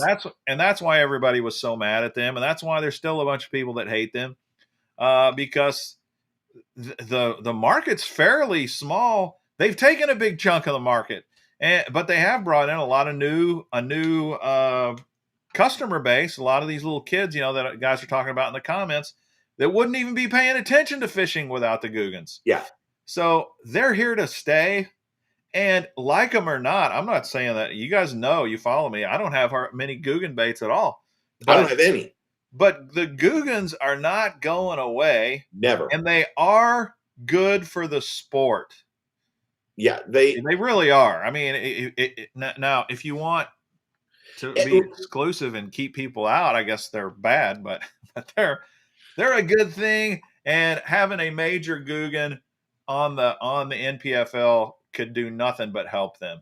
Do you know if Major League Fishing could have told Rob, look, we want you to fish the BPT, do you not think they would have done that? Do you not think that if you would have qualified for the elites, that they wouldn't have been unbelievably happy and made him one of the faces? Absolutely. I mean, NPFL got a diamond in the rough by Rob going to that league.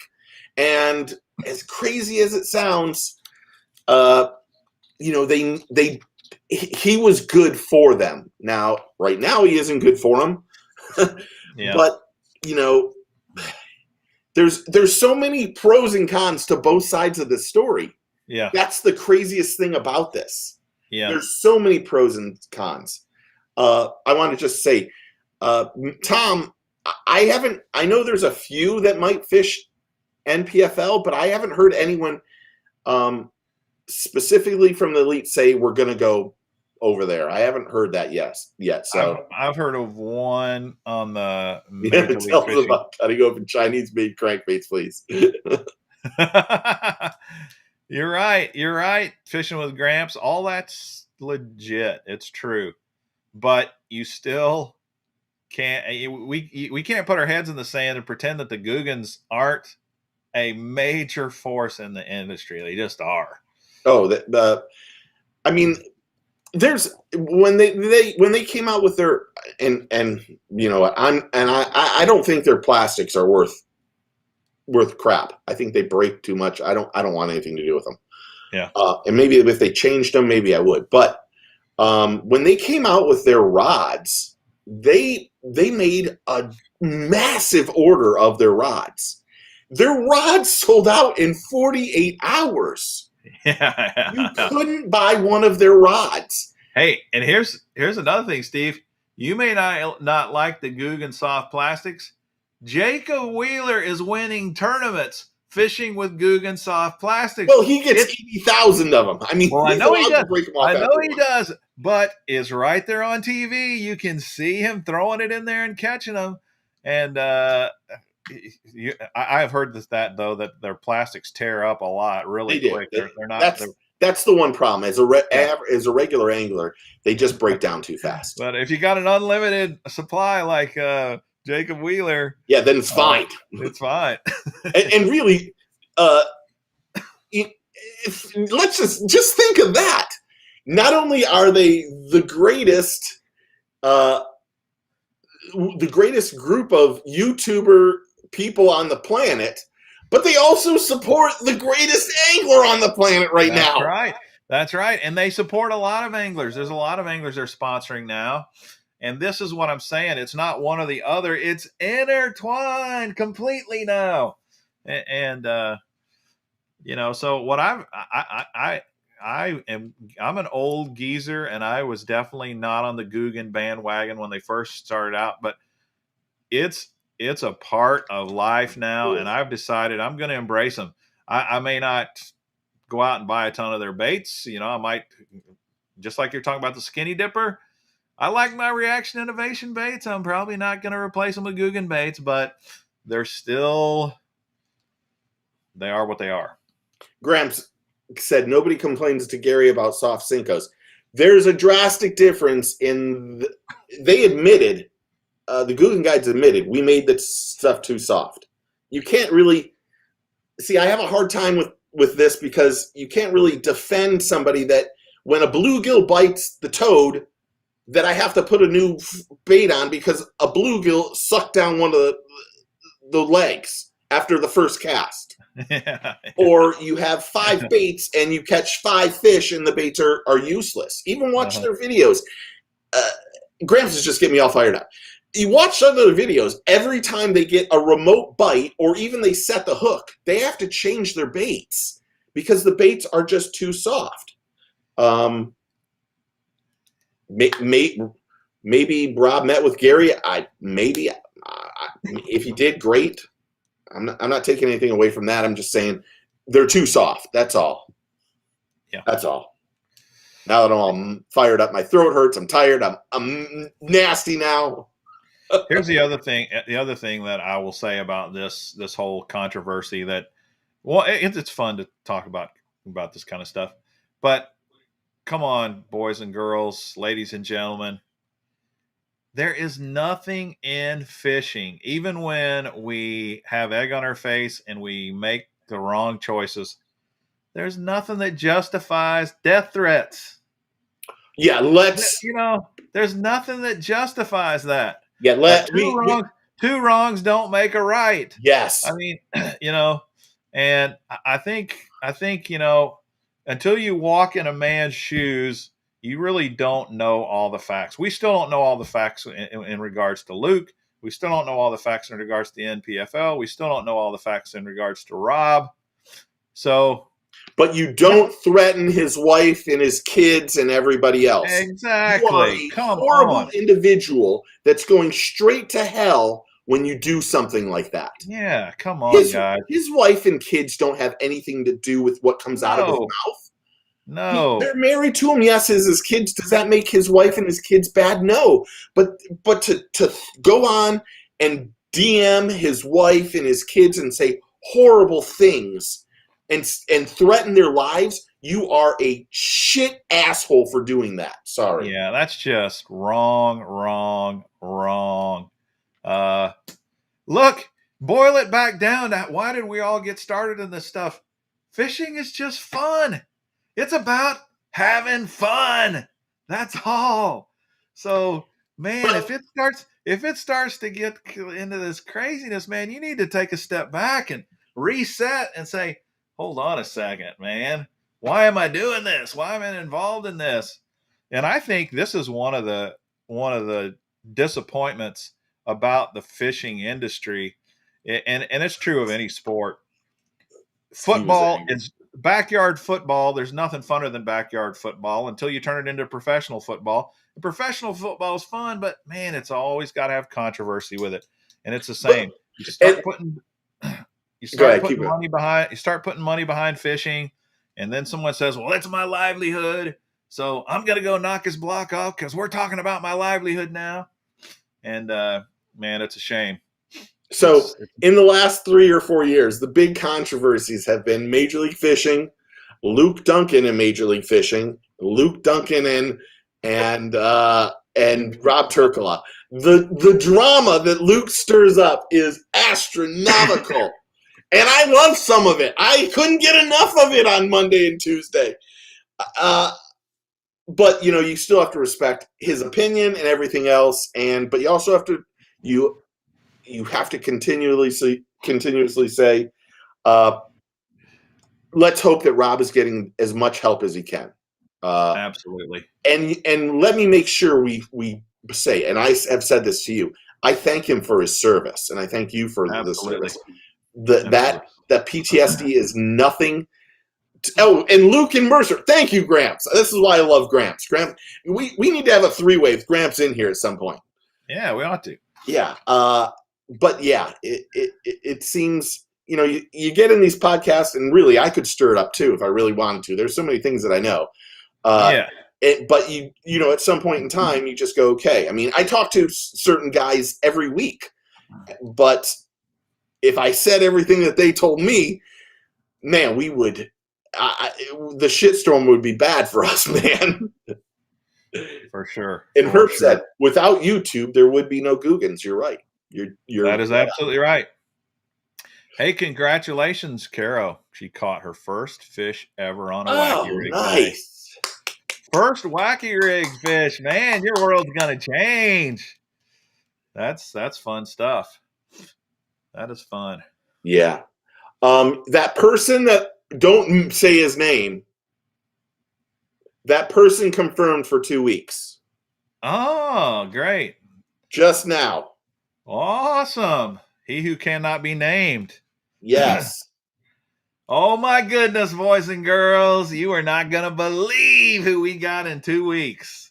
You are not going to believe it. So what that means is either I take next week off or we just do 2 weeks in a row. But I'm burnt right now. I can tell you that. Yeah. Yeah. I hear you. Buddy. Okay, so what do you have going? Okay, we might have to go a few minutes late here.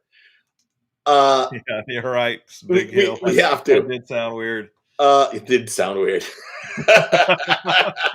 3-way with cramps. Yesterday's live broadcast. Yeah, man. How do you guys like? I'm doing some live unboxings. In fact, speaking of that, I'm doing a live unboxing tomorrow night. Which one is it? I think I'll do the Monster Bass multi-species bag. Nice. Tomorrow. And last night's box, no offense, might have been the worst box I've ever seen. Well, it was a head scratcher, and I don't even have it to show you guys because if you guys remember on the live stream last night, somebody won it because he got the dreamsicle right and the dreamsicle color. I've already put it in the mail. It's on the way to him. So it was a weird one, man. Well, here's the thing. Like Fish in the South City says it was the worst box. Okay, I do want to kind of add this caveat. If you look at some of those individual baits, like the Tech Lure Cincos and the Trick Worms and those little flipping baits, those little toad color, they were fine lures in and of themselves. There was nothing wrong with those soft plastic baits. I think they were probably well made. They had cool colors. They looked fine. The problem is I buy a $35 box and I am sold on super custom handmade. And I start thinking to myself about all these handmade. You start drooling. Yeah, I'm drooling about, man, maybe I'll get another one of those custom made goldfish square little crankbaits I got in that Dark Horse tackle box. And you start thinking about that. You break it open and there's only one hard bait in the entire box. One. And it was cool. It looked great. It was a nice looking jerk bait. Oh yeah, it looked great. It was a great looking bait. But come on, man, give me a break here. I just gave you $35. And I got, okay, let me tell you what was not custom at all. Custom lead bullet weights. Custom worm hooks. Custom made neck gator. None of that is, that's not custom. So eliminate all that crap out of the box. And then I boil it down to 4 or 5 packs of soft plastics and a jerk bait. That's not going to cut it, man. No. That box needs to drastically improve. Yeah. Speaking of subscription boxes, so, this was my last month. Monster Bass is still hitting me in the ass. I should just say that. So I canceled my Monster Bass. I'm like unbelievably happy. And I say to myself, I'm going to pick someone else and it's going to be great. So I decide in my mind, I say I'm going with Major League Fishing, but I get 3 or 4 comments. Go with Rush. Oh my God! What a nightmare Rush is. I am dying. Rush got me. Rush got you. Box. They charged me for boxes and never sent them. Oh, I spent 90 minutes on the phone with my bank yesterday to make sure that they couldn't continuously charge me, and because I never received anything. So I should have just stuck with Monster Bass. Yeah, at least Monster Bass sends it every month. And they have great customer service. Yeah. It's like, you can't win. I can't win here. Yeah. So anyway, that's true. You can pick up the phone and call Rick or any of the people over at Monster Bass, and they will respond. Yeah, these guys didn't respond. So today is the 13th. I started writing them. So I bought the box on the 18th of last month. On the 31st of last month, or the last day of the month, I started emailing them every day and calling them twice a day. Where's this box? You say the box is supposed to be sent the day after. Why? Where is this? I know you're coming from Ontario, so I'll give you the benefit of the doubt. But could someone please just call me back or email me back? I got nothing from them for 14 consecutive days, 2 days, 2 calls a day. Finally, that was it. Rush tackle box. I'm done. Yeah. So I had that happen to me. Have you ever heard of a bait called flipping the bird? I know that guy. That guy won a Super Bowl. The guy, the owner. Really? Well, he was a Super Bowl football champion. It's a really cool bird bait, and I was like, man, I want to try that. I want to try that flipping the bird bait. So I think I got some. So they had a 3 bird deal. You could buy 3 birds. So I'm like, oh great, I want to try those. I'm going to buy 3 different colors, and I bought a 3 bird deal, and crickets. Nothing showed up. I wait a week. I wait a week. I wait 2 weeks. Nothing. And I go, and my money. They've taken my money.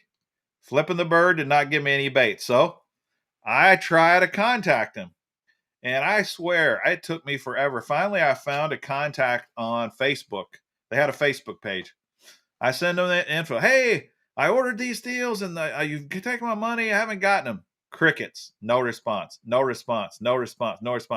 Finally, after harassing them constantly, kind of like you were doing with the Rush guys, they finally respond and say, we'll make it right. Crickets. Totally disappeared. Totally went dark. To this day, that was like 2 years ago now, I have never received my baits and I never got my money back. Flipping the bird flipped me the bird. I had that. So I had that happen. I don't want to say the name of the company. I interviewed them a couple of years at ICAST. I came home. I ordered like $30 worth of baits. And then I never got them. And I kept emailing them. And then I stopped because I had a better idea. I knew that I would see him at ICAST, and I thought, I'm going to confront him in ICAST in front of everybody. Oh. And I thought, this was going to be last year. And then yes, I thought, well, I'm going to get it all on video. It's going viral, and I'm like, okay. So then I contact the owner and before ICAST to schedule it. And then I feel guilty. I get the guilties thing. I'm like, I shouldn't do this. It's kind of mean to just the golden rule. Yeah. To others. Yeah. So then I say to him, hey, dude, just so you know, I bought these baits. I never received them. Here's the invoice, blah, blah, blah. Here's what you charged me. And he said, well, I'll refund you the money right away. Well, he refunded the money to someone else. Interesting. And then he sent me the baits, and then he said, did you get the money? And I said, look, you used the wrong email address. And he's like, well, once it gets back, I'll reissue it. And I'm like, don't worry about it. You sent me the baits. That's all that matters. And then, of course, ICAST didn't happen last year, but I had visions of grandeur, but at the same time, it's like the lure, whatever, this mechanical lure, that I did that video on. Oh yeah. And that one I get comments on and emails about, like once a week. Somebody emails me something about that. Can I take it down? Whatever. I'm like, that what you sold me was there's no falsehoods in that video at all. There's nothing exaggerated. There's nothing. It's identical to what happened. Uh-huh. But at the same time, you know, they're like, "Oh, we sent you another lure," and I'm like, you know, I'm never gonna. Someone wants this lure, by all means, you can have it. It's here. You can have it. And they're like, "Well, we gave you another one, and I'm sure it works better." I'm like, it doesn't mean I'm making another video for you, because Dude. you killed me with the first one. Dude, we've already hit 2 hours. I know. Okay. We've gone over, and you said you got to work an all-nighter, man. So we probably ought to. Well, I got to probably go. ought to. I'm going to Smyrna, so. Okay. Well, just out of curiosity, what do you have going on? What video is going up this week? You got the unboxing. What else? Yeah, I'm doing 3 unboxings. I'm going to do Monster Bass. I'm going to do Mystery Tackle Box. All live? Yeah, I'm going to do all lives. Champions Club. I'm going to do them like 3 nights in a row, and then I'm gonna do my regular Sunday night live stream. Awesome. I'll be there at that for sure. We should mention we're gonna try to go an hour earlier starting next week. We need to tell people that. Yes, go ahead. We are having an official time change. The Mr. Bass and Get Your Fish On show will no longer be at 8 p.m. Central, 9 p.m. Eastern. It will be an hour earlier. Yes. 7 p.m. Central, 8 p.m. Eastern. And yes. you may ask, why are we changing? Well, because we like to change. And this goes on a little late for East Coast people. It is a little late for the East Coast, and that's why we're doing it. Yeah. And the reason we started so late to begin with is that Steve has a very busy schedule with his son and swimming and that kind of stuff. So he is sacrificing. He is giving himself really literally only like 15 minutes to get done with swimming and get here for the show. Yes. So we're hoping it'll all work. What we're really going to do is we're hoping that Sonia picks up Thomas on Wednesdays. Yeah. Well, I'll let you two deal with that. I'm not going to get into that. No, you got to call her later. You got to call her tomorrow. She of all things, she got in another car accident today. What? Is she all right? She's a horrible driver. The worst driver ever. Oh no, we're gonna have to cut this out of the video. Okay. All right. I'll be on. I'm heading to the beach, so to get out of the house. Sounds good. Steve needs a weekly show called Fishing Dirt. Dude, Gramps, the things the people that call me to tell me stories are astronomical. I'm not lying. But the one we have in 2 weeks doesn't call me. Yeah. Let's hope that everything holds steady for our show 2 weeks from now. You guys are going to you're going to love it. Yes. You're going to love it. It's going to be awesome. It'll be a good one. I'm going to call someone else for next week. Yeah, we need to call someone else for next week. We'll get someone in. Or who knows, we might just do our own. We're pretty good just ourselves. I mean, to tell you the truth, well, I better not go there. Yeah, let's face it, the Matt Herrens of the world are way better than we are. But Matt Herren was good. We're not bad. I mean, we can chatter. We can talk. We can keep the conversation rolling. Yeah. For whatever that's worth. I mean, you get what you pay for. So, and since nobody gave us any money tonight, that's about what this thing's worth. Yeah. Thanks for joining us, folks. Yes. We appreciate the support. We're not asking for your money. Just hit the thumbs up. But we won't turn it that way. Hit that thumbs up. Like, comment, share, do all those fun things. And we will see you guys next week. Close us out, Steve. Remember, take a kid fishing, get your fish on, and happy fishing. Later, guys.